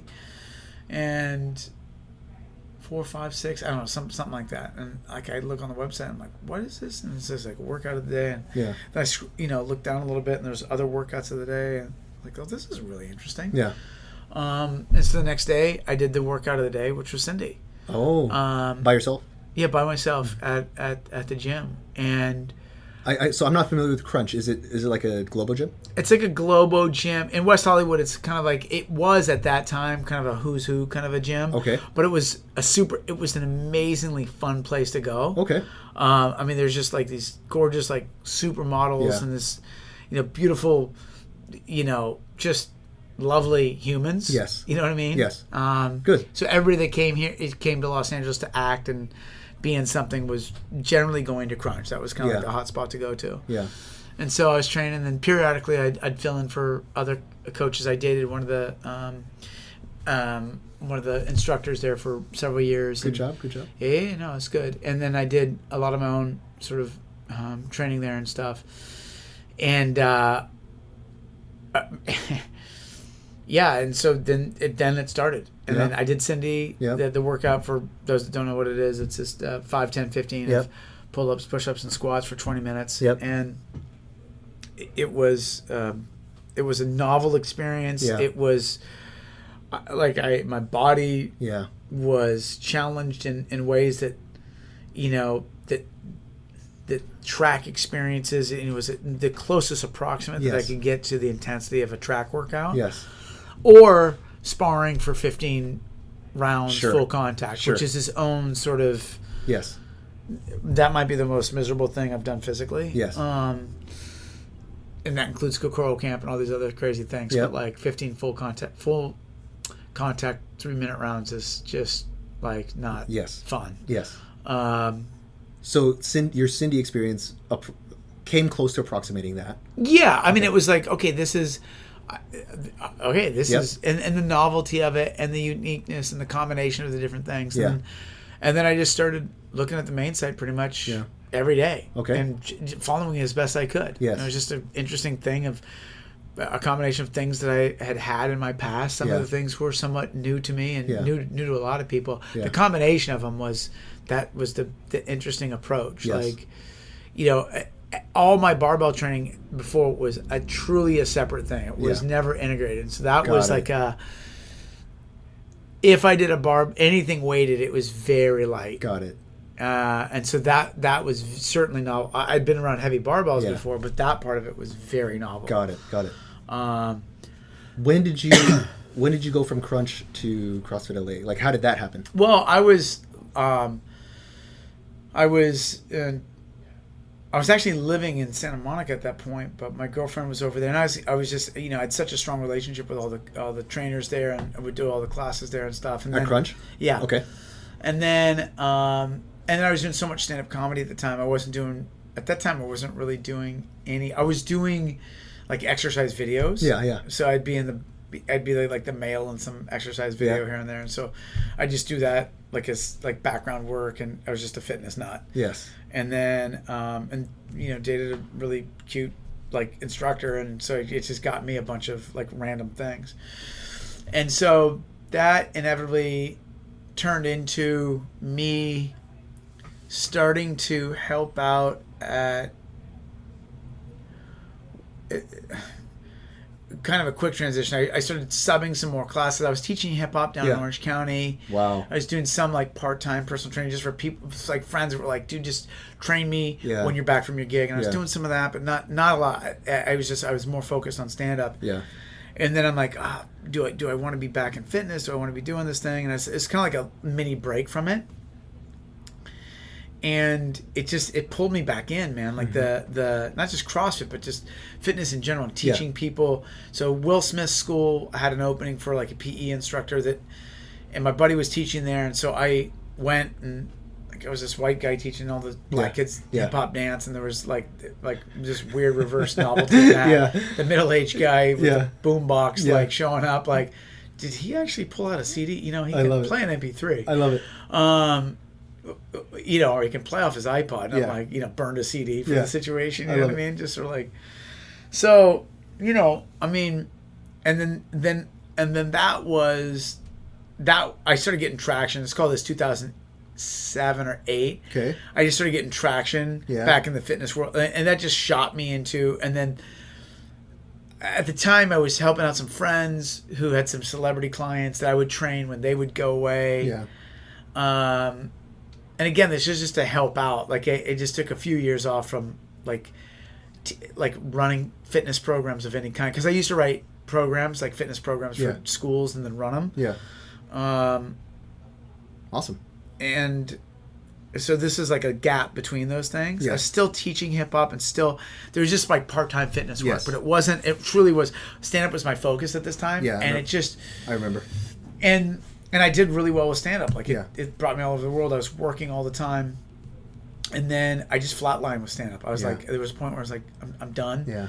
And like martial arts, it's like I knew instinctually. And it wasn't a matter of, did I hit my goal? Did I not hit my goal? Like, my goals were fairly simple. Yeah. Like, work. Yes. Work as a stand-up comedian. Like, a lot of people had designs from it. Like, some of my best friends, my family, but some of my best friends are like, oh, you'll make a movie, or you'll get this show, or you'll have your own thing. And I'm like, okay, I actually don't know if that's what's compelling me. I love the challenge of stand-up comedy. It's so rigorously difficult. Yeah. And the nightly challenge of that is, I can't imagine. It's just lovely and profound. Like, how hard is it to go in front of 300 strangers and within 30 seconds get them laughing and keep them laughing for the next 59 and a half minutes? I can't imagine. 3, 2, 1, motherfucking go. Yeah. That is hard. Yeah. And it's just like, man, like what can you be taught in that? Right. Like, so much. So much. much. Where does that learn? The learning, I'm still learning. Yeah. From 15 years of that. Yeah.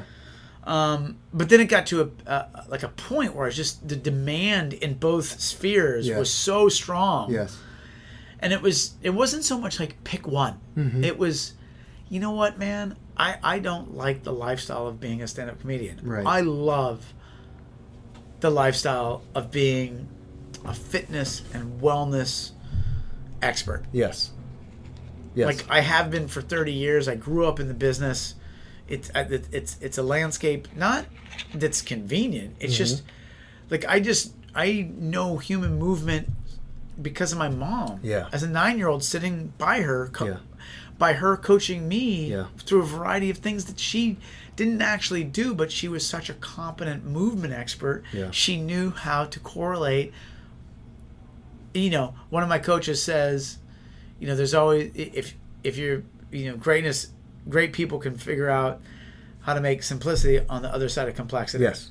Yeah. 100%. And that just requires like massive sophistication. And my mom was that way. And so like some of this stuff was just kind of like burned into me. Yeah. And so it just, and I have such a joy for it. Like I love, I wake up still every day just Yeah. fucking, no matter how tired and exhausted and emotionally beat up I feel from the last few years, Yeah. like I still wake up Yes. just passionate to go to work. Same. How did you find CrossFit LA? Well, I was doing CrossFit at the time and doing some in, at all the Globo gyms that I would personally train people or that I'd go to. So I was just finding 24-hour fitnesses and Crunch and then doing some sort of weird hybrid where I was doing some CrossFit and some like classes and then training with other people. I mean, I was just training. I just would train 2-3 hours a day. I love fitness. Yeah. So, Chris Mello and I had, his girlfriend and now his wife at the time was living with my then girlfriend, and we got talking. He's like, "Oh yeah, I'm doing this like fitness program." And Chris Mello's girlfriend was living with your at the time girlfriend. Yeah. And is that how you met Chris? Yeah. Okay. Yeah, and he was a trainer at 24 Hour Fitness at this Got point. it. Okay, now it makes sense. Yeah. Now it makes sense to me. And so, so we just got talking about like, "Oh yeah, we're doing this thing." He goes, "Yeah, I'm doing this thing called." And he goes, cross. I don't know who said cross and the other person said fit, but it was like we finished each other's words. Yeah. Like, and back then, like nobody knew about it. Yeah. And what was funny is that he's like, "Yeah, there's this one guy, Andy Petronic, who does it, and they have some classes out there by the beach." And I was training people. I do remember that. Down at the down kind of like near the rings, where the Santa Monica Rings, which are very famous. And I had some personal clients that I'd take down there. Yeah. And I remember like looking over and just going, "Those people are doing CrossFit." Yeah. And I remember this. I was just like, "What's that?" And then Chris was like, "Oh yeah, they're doing it." And then it was like then it wasn't CrossFit LA, it was Petronic Fitness. Yeah. 2005. Yep, I remember when they were doing that. And so 2005, 6, 7, they were doing this, maybe 2008 still. And then I was like, well, and it really took me, I think, until either just 2008 or 2009 I came here, and it's 2009 because that's when the gym moved here, and I'd gone to the old location Okay. just to check it out. Were they gone? No. I went to the old location to do some seminars. There was rowing Oh, I seminars, see. and I'd go and just as a fitness professional, I just see. take seminars. Got it. And they were offering seminars, and I'd take the seminars. So I got to meet some of the community, and back then it was like some very rogue sort of personalities, Yes. and I met one or two people that were like super abrasive and just like. Just No. like you got it, and I was like, man. I'm not into that. Like, you don't need to. Why are you so righteous? Was my sort of feeling, and it kind of turned me off. And that was maybe 2007, 8. Yeah. And so I just didn't really return. And then Chris like said, "Hey, dude, I'm gonna go take a class." We took Andy's class. Andy was like, he started the class. It was like deadlifts and box jumps or something, and the class had to wait for me because it was death by box jumps was the warm up. Oh. And I got to like 30 something minutes, and so he at one point goes, "Hey, dude, you got pretty good cardio, but we're gonna need to go to part B." Yeah. And he said that? Yeah. Yeah. And he didn't. I don't think he had seen many people that could keep up with his sort of cardio at that point. I mean, there was fit people, but it was him and I were two of the more fit people in the area that were CrossFitting. Like, Makes sense, yeah. And now it's laughable. Yeah. Like what that looked like compared to what it is now. Oh, but at the time we were like just standout exceptions with like what our work capacity was. Yes. And so he's like, "Let's get to part B," and then we went to deadlifts and some other thing, and I was like, that was pretty cool. Mm-hmm. But then I sort of unbuckled a little bit, and like Chris and I kept CrossFitting on our own. I was doing it in different spaces. Yeah. And just kind of enjoying it, doing it on my own. Him and I got certified in, I don't know, 2006 or 2005 or whatever. We got our certification early, and it was just novel. It was interesting, you know? And back then, like, it was a very different thing. Very different environment than back it then. is now. Yeah. And so that's... Okay, but wait. So when did you actually become a student? When did you actually become a full-time student of CrossFit LA? So I became a full-time student and why? I want to say 2009. I think just because I just couldn't get the coaching or the experience that I wanted. It was like me like borrowing time from another guy. Okay, like okay, you've done lifting. Okay, help me with this. Okay, you've done some gymnastics. Help me with that. Like I'm like come from a running background, so I have expertise there. But I was just kind of putting the pieces together, and then I was like training, like starting to train. Like this is also a period where I was doing like 80 hours. There was a couple of weeks where I was doing 80 plus hours of personal training in a week and just grinding, you know, and learning a lot in the process and integrating a lot of the stuff. But it's like, you know what, I need, because of that intensity, like I do be home from comedy, do like 80 hours of personal training, go back out on the road, and I was getting my workouts in always, but just like, I just need a place to go. So I sacked up, paid the money, just came in, and then everything transitioned really quickly. Within a year, I was like coaching the coaches type thing. Okay. You know what I mean? Was that Andy? Was that because Andy wanted you to? Did Andy ask you to coach the coaches? Yeah, it was a very organic process because I came in with a similar pedigree that Andy had as far as like experience training and coaching people. Yeah. Like he had been doing it for 10 years prior to opening. Yeah. The gym, and I had been doing it for longer than that. Yeah.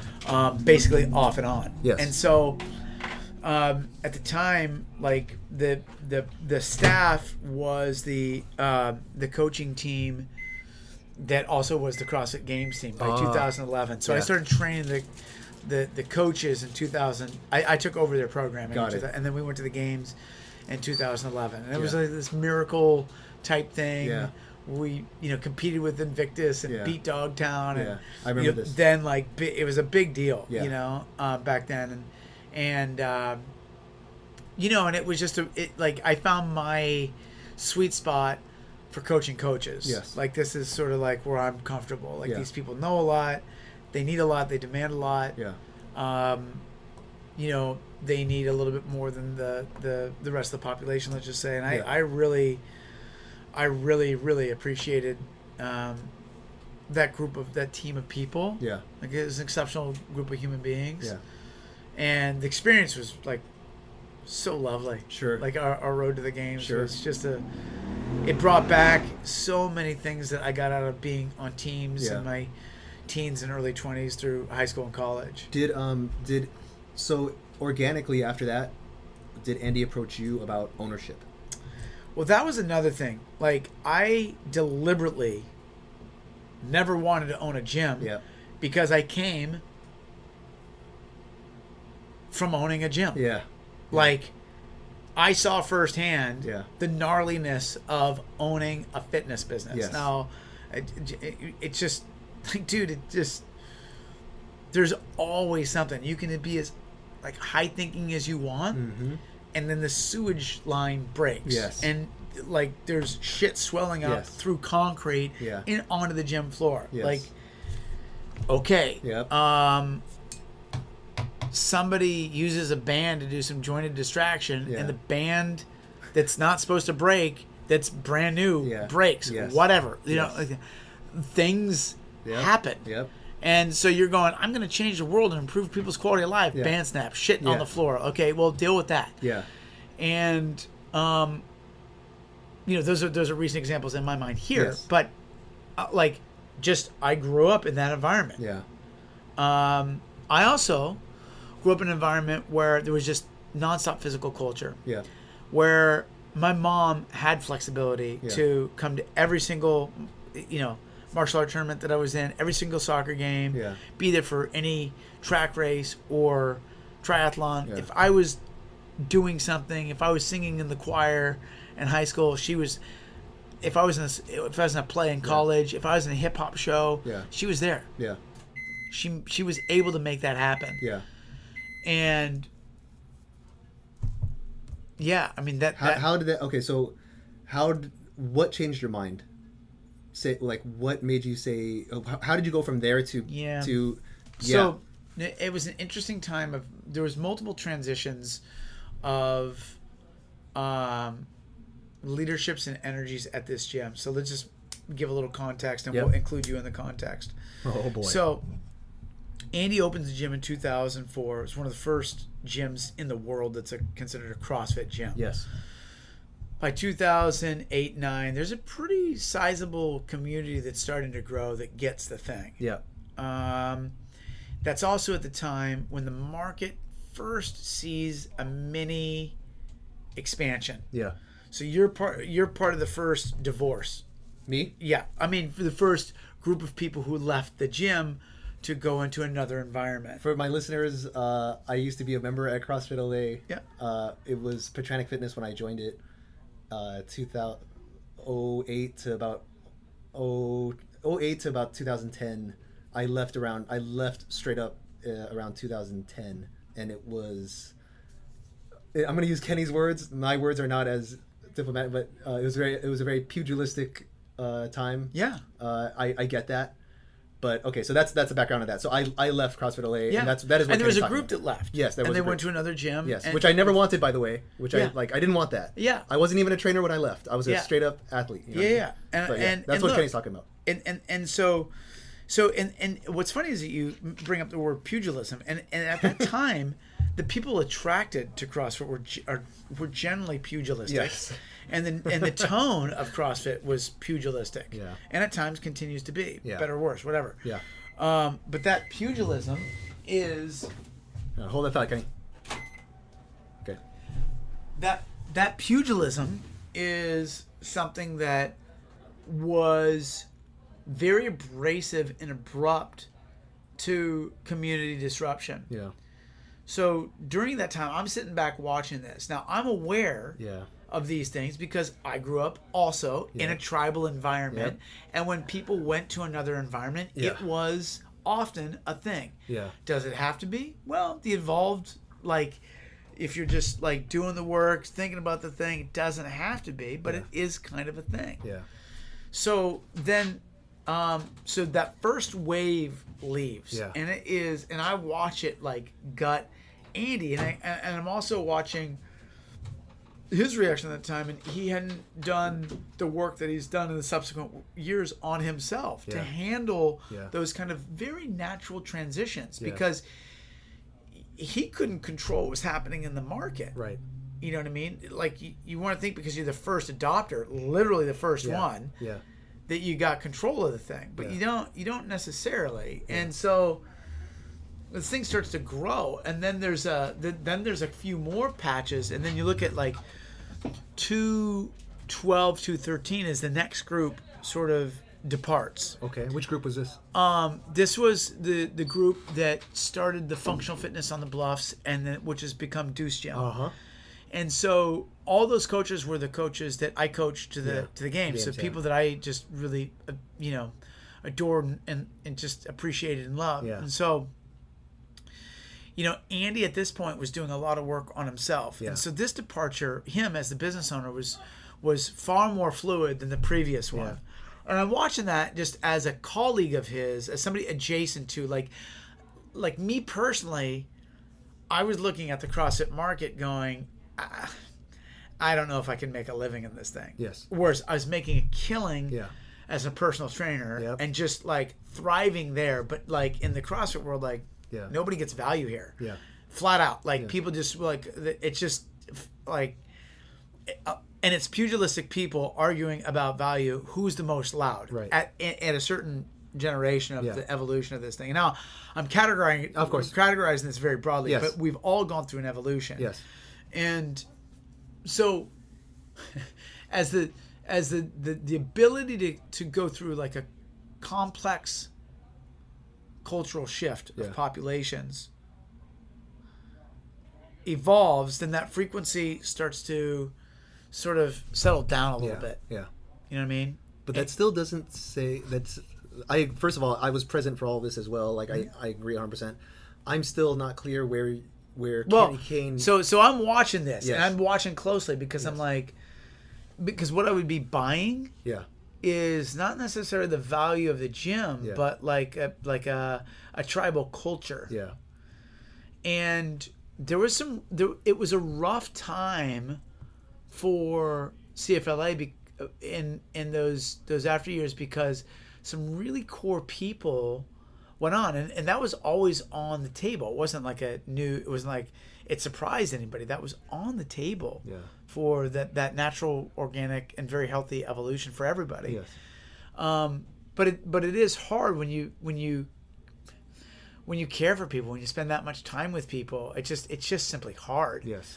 Because that I understand. Because there's genuine love and Yeah. there's just genuine like enjoyment of the people. Yeah. And so they go and so there's this like interesting timing where Andy is like the Whole Life Challenge is simultaneously his other business is starting to really do well. And it's starting to get scaled.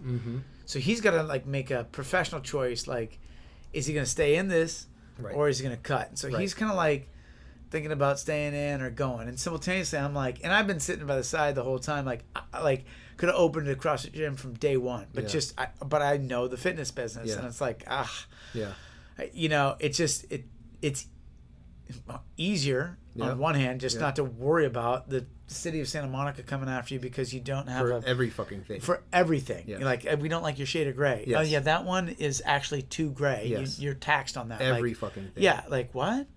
Yeah, it's a fine. What's the fine? 1,000. Like, 1,000. That's $1,000 gray shade fine. Yeah, that's $1,000 gray shade fine. What? Okay. Well, and by the way, there's a frog that you got to support. Right. That mates every fourth year. It's on this bullshit. corner of Santa Monica. Yeah. Like, wait, I'm looking on.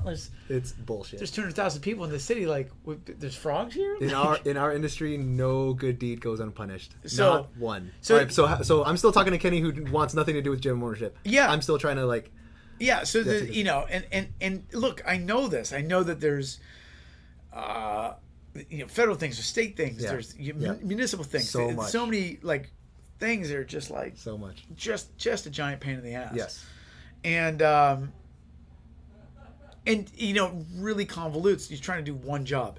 Like for us, and where we're at now, like, and it used to be about elite fitness. So that was the other thing. I'm watching the environment and the market change and the whole thing. And I'm like, you know what? I can provide some leadership in this transition because at one point, the people that came here purchased, quote it, forging elite fitness. Yes. And so that became in the market a very commoditizable thing. Okay. Like it becomes about the workout solely. What's the workout? And then I realized, well, there's a beautiful experience that can or cannot happen within the workout. Yeah. But then there's so many layers that go beyond just the workout. Sure. Like, what's the class experience? What's the progression of the person through time? Can you sustain somebody for 6, 7, 8 years as a member? Right. Like, what does that transformation, change, progress chart look like? What are they looking to evolve? What undulations happen with that naturally that are just very organic? Yeah. And because all the multiple varieties of backgrounds that I've got, I'm like, I want to lean into this thing, add some context to it, lead that conversation, and then, you know, really take a look at like, do I want to purchase, you know, the population of then coaches and people that we had. And when I really looked at that, I was just sort of like, man, I love this place. I love these people. Okay. And it was like, you look at a business, there's a lot of other businesses that I could have bought, you know, that would probably make me more money, but there's a combination of like the sense of loyalty. You know, it was a semi-rational business decision, meaning that like it kind of makes sense on paper, but you know, when you'd vet it to like a true business person, they go, what the fuck are you doing? Yes. Like, really, what the fuck are you doing? Right. They're like, yeah, you can sell widgets and do it fine, or you could scale something and be fine, but you know, you got all that energy, Kenny, you got some good thing, we could do something else with this. And I kind of felt like, I got stuff to teach still, and I got to dive in and do that. And this is, you know, and I've doubled and tripled down on, you know, how we're evolving this place. Yes. So buying it from Andy just became like I was looking at it from a lot of lenses. Yeah. One is like my sense of loyalty. Yeah. One was from the business hat. Other is like, here's a real opportunity to evolve the conversation. Yeah. So it's about something a little bit more than just elite fitness. Yeah. And, you know, lean into the longevity aspect of what that can be. Yeah. Because if you do have elite fitness, you can certainly have a long lifestyle. Yep. But the market itself doesn't practice that too well. Yeah. And the other thing is that like I developed this context idea, and it's like I think that is, you know, regardless of CrossFit or anything, like it's very basic Yeah. to consider and implement in a variety of training modalities. Sure. That is very reasonable. Sure. It's based on the history of human performance. Yes. And the only time that we've challenged that really is in CrossFit, Yeah. which is like everything is a test. Mm-hmm. I'm like, well, okay, now let's evolve that. Yeah. Yes. I mean, yes and no, but yeah, I get it. I get where you're coming from. Yeah. Well, the context specifically, the practice day, mental toughness day, competition day. Yes. Yes. Yeah. Because it's good that we're there, because I'm just gonna read it because I wrote it. Okay. Read it because you wrote it. Yeah. From within the industry, I see context coaching as your biggest contribution to our community, specifically the distinction between practice, mental toughness, and competition. I was taught that training develops cardiorespiratory endurance, stamina, strength, flexibility, while practice develops coordination, accuracy, agility, and balance. Mm-hmm. And that power and speed are equal parts both. I remember very specifically when I read that, and I agreed with it. And I find it so harmonious with your definition of it, from what I understand. The person who does our programming is Jeremy Jones, mm-hmm. and he also utilizes it, which is great. I also look at your programming. I like Jeremy. Actually, I love Jeremy. I love what he's done. Mm-hmm. I respect all his stuff.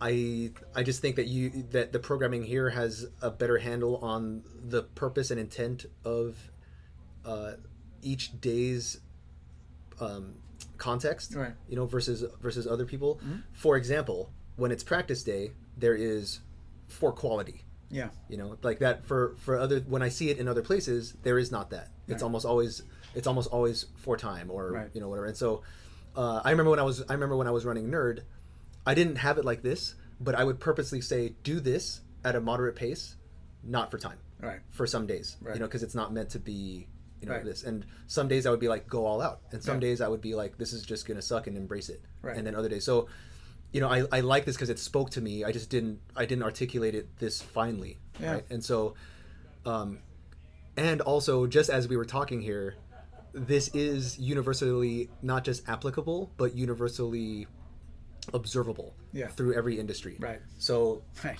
Yeah, CrossFit, karate, business. I got three violin.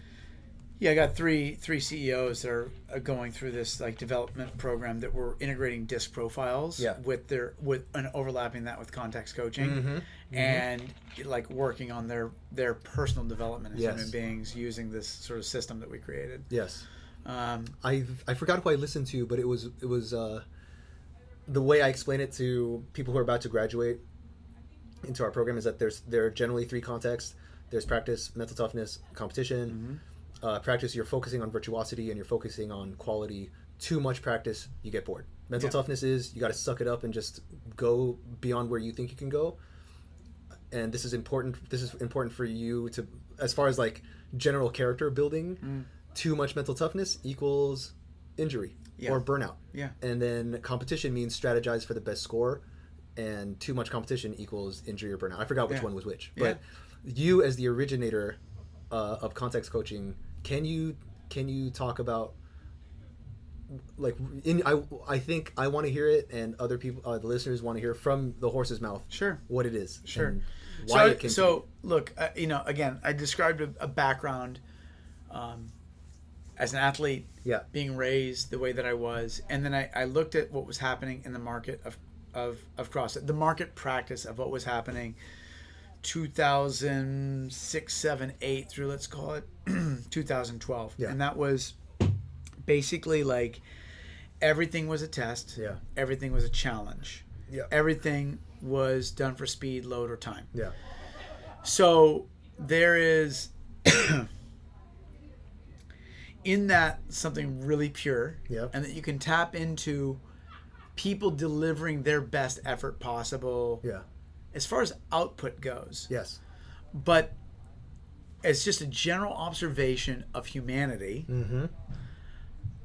things tend to get the high speed wobbles. Sure. So if you're practicing always at speed, wobbly. Yep. There is indeed at some point going to be some breakdown. Yep. But then even more of that, I just thought about life, and I thought about every successful sport team that I was on, every team that I've ever competed with, martial arts experience, triathlon experience, soccer experience, all of it. There were days where you just had to work on some things slowly and methodically. Yep. You built the tempo of those things. You built the tempo a little bit more, and then when it was game time, you put all the pieces together. Yeah. And sometimes you'd have, scrimmages of whatever kind that were to reflect what game time looks like. Yeah. But the majority of the time wasn't spent doing that. It was developing everything from the motor patterns to the mindset to setting up to you really got to be able to have some general mastery of this stuff. Yeah. So that to me resembles something that verbiage-wise has coincidentally been part of two of my big practice, martial arts and yoga, which they refer to them as the practice. Yeah. What's your practice? This is your practice. What's your practice? Yeah. So it's not about being the most bendy in yoga or, being the guy who can kick the apple off the guy's head every time and then, rip out his larynx. Yeah. That's not the thing. Yeah. And so, this idea of every once in a while you got to put the skills together, the work together, and see what you got. Yeah. And then you go back, you find a little bit, you practice, you hone some stuff. And then every once in a while, just like in life, shit hits the fan. Yep. Who are you, character-wise, when shit hits the fan? Very elegantly, I think it can be best described as practice days are generally about learning. Mm-hmm. Competition days are mostly about testing what you've learned. Mm-hmm. You got to learn some stuff to test it, or should we just reverse that process and test only and call it learning? Sure. I don't know who has the mental intensity to sustain that. Right. Certainly to keep doors open as a business, probably not a sensible business model. Yes. And then last is this mental toughness, which is just intended as a challenge. Yes. Right, so there it is. And so every once in a while you've got a challenge, which is mental toughness. Every once in a while you've got learning, which is practice, and and if you're really truly trying to test people, then you compete. Yeah. So if we're looking at the physical characteristics that should match the psycho-emotional characteristics, there should be some versatility in one's ability to undulate that. Of course. Because again, looking at the broader fitness industry as a whole, you've got, let's just call them the harder arts and the softer arts. So there's the harder disciplines and the softer disciplines. Sure. And they both seem to be, very strong-winded about what's best. Yes. And as a martial artist, to me, there's no difference between the two. You got to collapse the dualism a little bit and understand the nature of things is that it truly needs to be a little bit about both. Yeah. And how do you balance both? Yeah. So, if we're looking at what context is, that's what it is. Okay. So the majority of the time, it has to be about learning. Yes. With the front scope of, hey, I'm going to test this. Yeah. I'm going to test this. And I might test some things that I haven't really worked on. Yeah. But the transference of some of the things I learned should help me do some other stuff. I should be capable when the test comes. And by the way, it doesn't always line up perfect. No. And that rare day when everything falls to shit, who the fuck are you? Yes. That's what this is about. Yeah. That's what this whole thing is about. And it's meant to be in the thing that we as humans understand so well, which is physicality. Yes. And so if you can only uniformly experience that in one dimension and you can't expand out of that, then you're stuck. You're stuck. You can't grow as a human. Right. Right. It's funny because I know both of us have dealt with this. First of all, I agree 100% with the context and with now that I know the explanation from the horse's mouth, it makes so much sense to me now. And I'm going to give you some hopefully illuminating, if not funny, clinical examples. Like when I had I've been a part of many gyms, and almost every program out there presupposes the assumption that people will attend the gym as they would attend a sports team, which is not always true. Adherence is not. Yeah, and so it presupposes adherence, it presupposes attendance and participation, and it's I don't know how it is here, but from my experience, it's very rare to find that person who's a professional and comes to the gym as you want and actually participates in the program as it was meant to be participated in. So there's the margin there, right? So there's that. Number two, I remember when I look at your programming, I feel like you address it perfectly. And I don't know who does it. I don't care. It's kind of like practice day, 4 rounds for quality time. But then there's also an optional section for if you don't want to do quality time, if you actually want to go ham, do that. I don't remember that always being there. I feel like that was a recent thing, which means it was talked about and which means it was observed in some meeting somewhere and it was agreed upon. And so I feel like the programming that we're getting it from hasn't understood that yet or hasn't reached that yet, but I know it. And so sometimes I'll come into the gym and I don't feel awesome. Right. Right. But it's competition day. Yeah. But what if it's practice day? So, Kenny, sometimes I'll come into the gym and Troy and whoever can vouch for this. I will not. I stayed up too late. I had pizza, whatever. Right? I come into the gym and I'm like, I am not feeling this at all. Like I'm just feel fat and slow and gross. And then I look at the workout. I'm sorry. I look at the context and I'm like, what's the context? And it says practice, and I'm like, thank fucking God. I'm like, totally. Troy, I'm gonna practice context the fuck out of this today. And ever since I said that, everyone's like, I cannot wait to practice context the fuck out of this workout today. You know what I mean? And so totally, because I think it is the kind of lingering echoes and exaltations of this culture that's just like raw all the time, you know? And look, there's a strong overlap too, and like, so I'm basing this also my understanding of the strength and conditioning world as well, which is a classic linear progression field in general. And what's really been interesting about SNC and CrossFit over the last 10 to 15 years is they've borrowed from each other. They don't want to say publicly that they're borrowing from each other. But if you look at SNC coaches, they're putting together combinations that are basically CrossFit. Similarly, CrossFitters are making progressions that are linear and periodized. So it's like, enough of the arguing. Enough.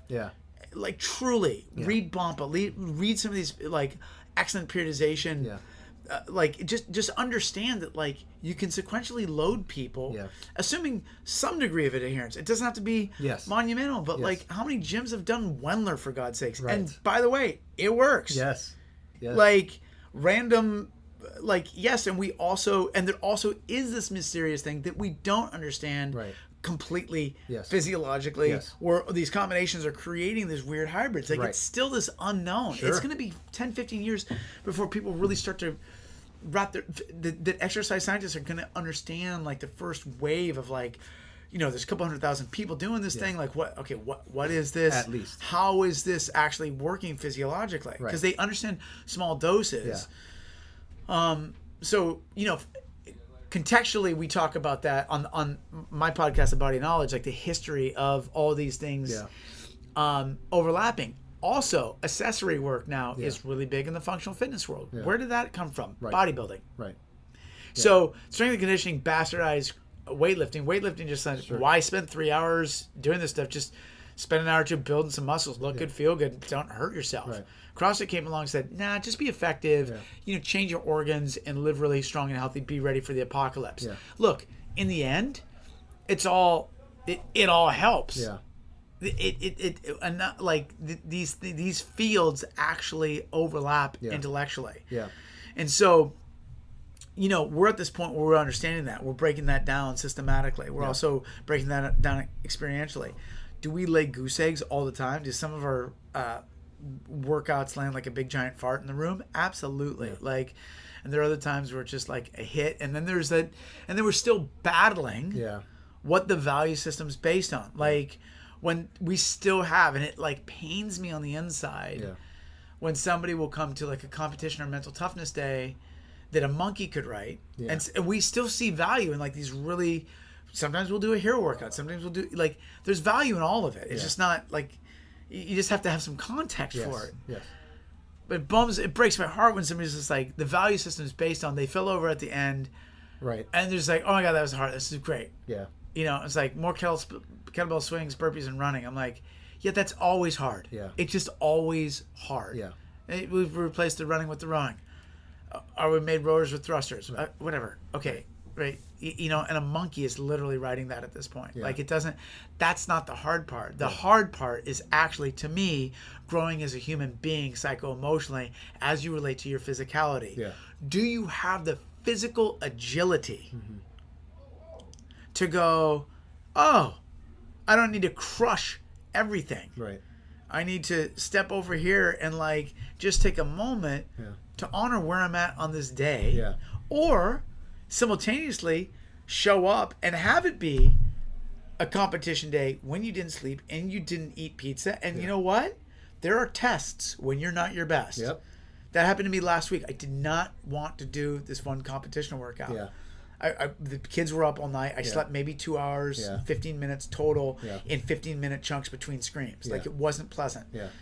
But for that reason, Yeah. I decided to get after it as best I could. Yeah. Because I knew there was some opportunity for growth in me not to listen to that voice. Yes.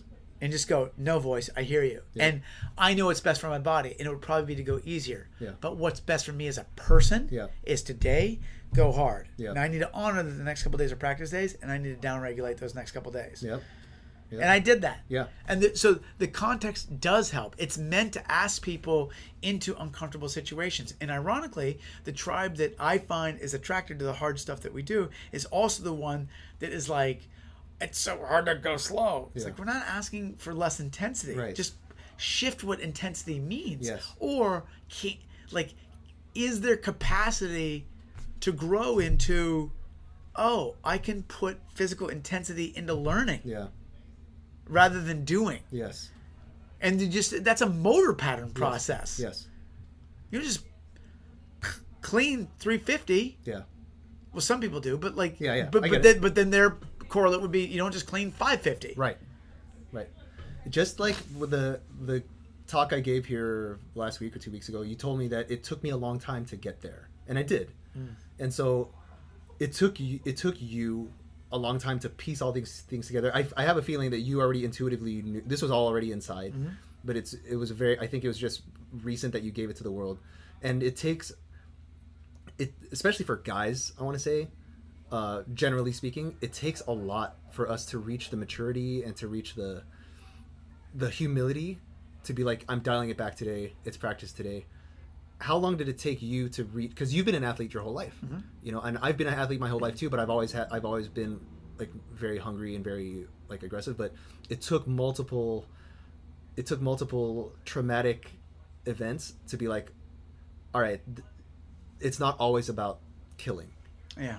It's about practicing as well. And when you research more as far as how a lot of professional athletes spend 70 to 80% of their time not actually doing the sport. It's actually a lot of practice, right? Just like you said. So, I'm now starting to see how that context plays into the role of the gym in the community and the fitness industry as a whole, because I will always say that the staff of any organization or place is the reflection of the subconscious beliefs of the owner. And so I saw that it's very easy to see that here, like when I gave the speech, because they were all just awesome people. And so I have no fear for the future of Oak Park. I have no fear for the Thank you. For the future of Kenny Kane.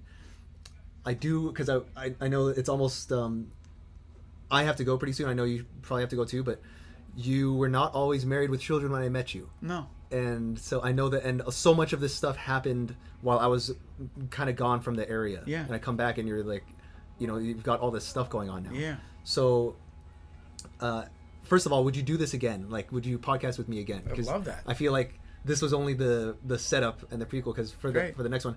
But I do have some questions about that. Yeah. How would you? I'm not even going to read this anymore. How do you characterize the difference between single, not attached to a gym ownership responsibility, Kenny Kane, versus married, children, gym ownership, Kenny Kane? I think the biggest thing is the very human thing when you trade responsibility for freedom. Okay. And do they have to be mutually exclusive? they don't. Okay. They don't. In fact, they can both you can create massive responsibilities through your freedoms, and vice versa. You can create some massive freedoms within your responsibilities. I have heard this. But there's that takes a lot of work and a lot of dedication to do that. And I think by the way, only my happily married guy friends say that. Only my happily married guy friends say that the marriage or the woman or the family life makes you, at the very least, is not an infringement upon nor a stoppage to your freedom. If anything, it makes you more free. I've been through so much the last couple years, but really, I look forward to going home every single night. It's like, I have a very favorite day, but I love getting home, seeing Char and the boys. It's it's a lovely thing. And then when I get to have Cameron with the boys. Cameron's my daughter. She's 7, and she lives in Minnesota, but she comes out 3 times a year, and then I go out there. Awesome. As well. But like, it's just this time together is just so. And I also had I pushed my adolescence till I was about 40. Yes. How old are you now? I'm 47. Okay. I turned 48 in December. Jesus. So he looks like he's 36, 35, 36. Thank you. But I feel like sometimes I'm 110. I mean, just experientially. Yeah. Physically, I feel like I'm 25. Sure. I feel great physically. Yes. But the amount of life that I've packed into the 47 years is just a lot of life. I get it, man. And I had a great run. I mean, I was a stand-up comedian. Like, I was traveling the world doing shows. Yeah. I've been an athlete my whole life and a performer my whole life. Yeah. It is, and a teacher my whole life. I've done only things that I'm passionate about. Things that I love. Things that I'm challenged by. Things that force me to grow as a professional and as a human being. Yeah. And that sort of married Kenny Kane is, I would say, the harder part, like, I really respect wearing the crown at this point. Yes. Because I know that there are times where old Kenny would go for the laugh or go for it, but that's also, it's not that I retired that part of me, but I'm also, I become self-aware of that guy's need for likability. Yeah. And I've, aggressively and routinely examined that, broken that down, and not dishonored it, but just allowed myself to grow away from that. Yeah. So that parallels nicely with retiring from stand-up comedy in 2012, but it also, which is the center of attention's most epic, lead singer of a rock band, or like being a professional. I mean, it's just, you are the, I mean, in a band, you got to share the spotlight. Stand-up, you're just, it's you. It's you, yeah. It's you. And so if people love you or hate you, and it's mostly love, but the hate's really painful. Sure. But, I just, man, I really, really... I love the evolution of just being able to kind of go, like, this is a moment, this is a leadership moment for me. I have to make a hard decision. Like, I could make the joke right now, or I could just be the I need to lead by example. And if I need to turn up the charisma or humor to balance the situation out, I have that as a tool set that I developed for a long time. But it's a powerful tool. And what I did for a long time in my freedom stage is I used it without an awareness of the overall effect. Meaning, I could come into a room and shift the energy any way I wanted to. That's what an entertainer can do. That's an extraordinary power, but it's one to be respected. And I didn't always respect it. So it was like, I'd walk in the center of the room, it's like, I need to be the center. And I'd turn the gauges to whatever to make that happen.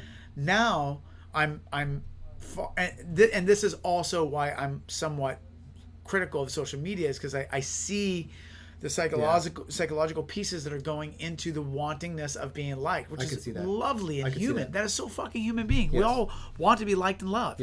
Like, that's one of our primary needs. And to, like, say that it's not is ridiculous. Of course.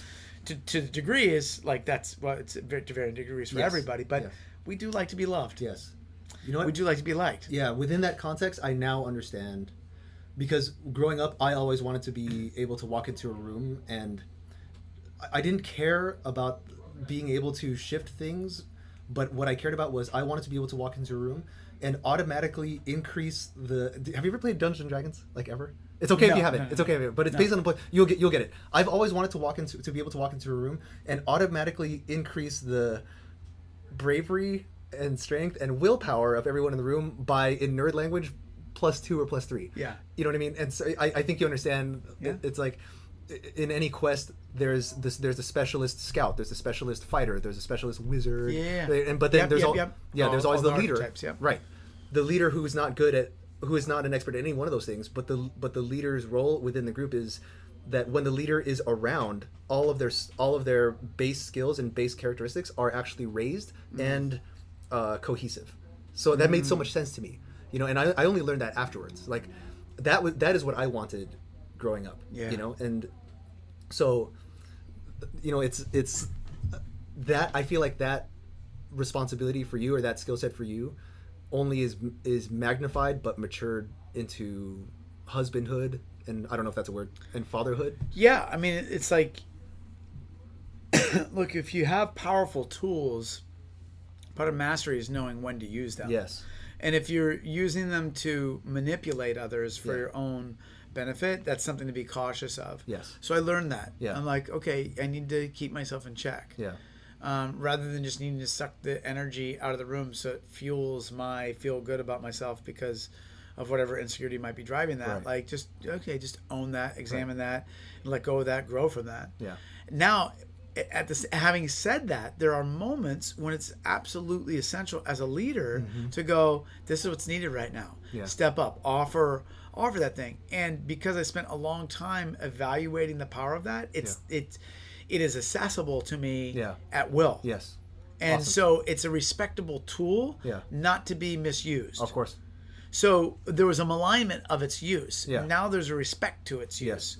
And so the responsibility of parenthood, of being a husband, has helped me sort of understand these things just Yes. in general, and also just being a leader. I've always been a leader, but now it's like, you know, there's more on the line. If, you know, I've got basically I've got 4 dependents. Mm-hmm. You know what I mean? And I live in LA. Like the cost for that, like, I mean, the level of responsibility would be one thing if I was a doctor or a lawyer, but like, I'm a gym owner. You know what I mean? Like that's also,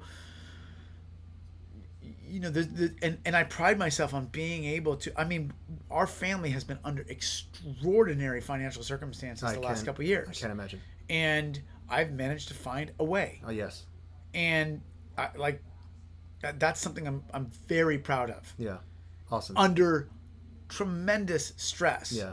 And, you know, Kenny before probably would have crumbled. Kenny now is like, cool. Like, this is what is. Yeah.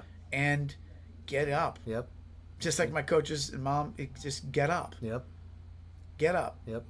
So all that preparation that they gave me, the experience of all these things, helped me to understand these things with a little bit more perspective. Awesome. It's very helpful, and I know there's just so much more that I need to learn. Yeah. So it's like I'm really at the phase now where I'm just like, oh man, so much of what I thought I knew is getting flipped on its head. Yeah. I'm in a phase now where it's just like constant. Like, wow, okay. I continue to kind of. I feel like I'm knowing less and less. If that makes sense. It does make sense. I'm super educated about stuff. I was about to say, I've got thousands of hours. I mean, tens of thousands of hour coaching. I was about to say, I'm like, every time I walk in, like, can I figure this thing out? Yeah. Looking at you now, I totally see you becoming the inscrutable master that the master archetype. And here's what I mean by that. They will all say that they've all said the same thing. Like, the older they get, and supposedly the more they learn what they don't know. Yeah. And that they will always be learning, and I am always learning, you know. And well, that was the black belt thing. I was like, right. oh, yes. oh, that's not the end. That's literally the starting point. Start. You had to do 8 years of work to get to a starting line. Just to open the door. A starting line. Yes. And then it turned out that's been figurative for life. And I brought that with me, that whole experience. Like, that's just like, oh, I keep thinking this is the end. And like, no, it's just, now I'm more prepared for these other things. Yeah.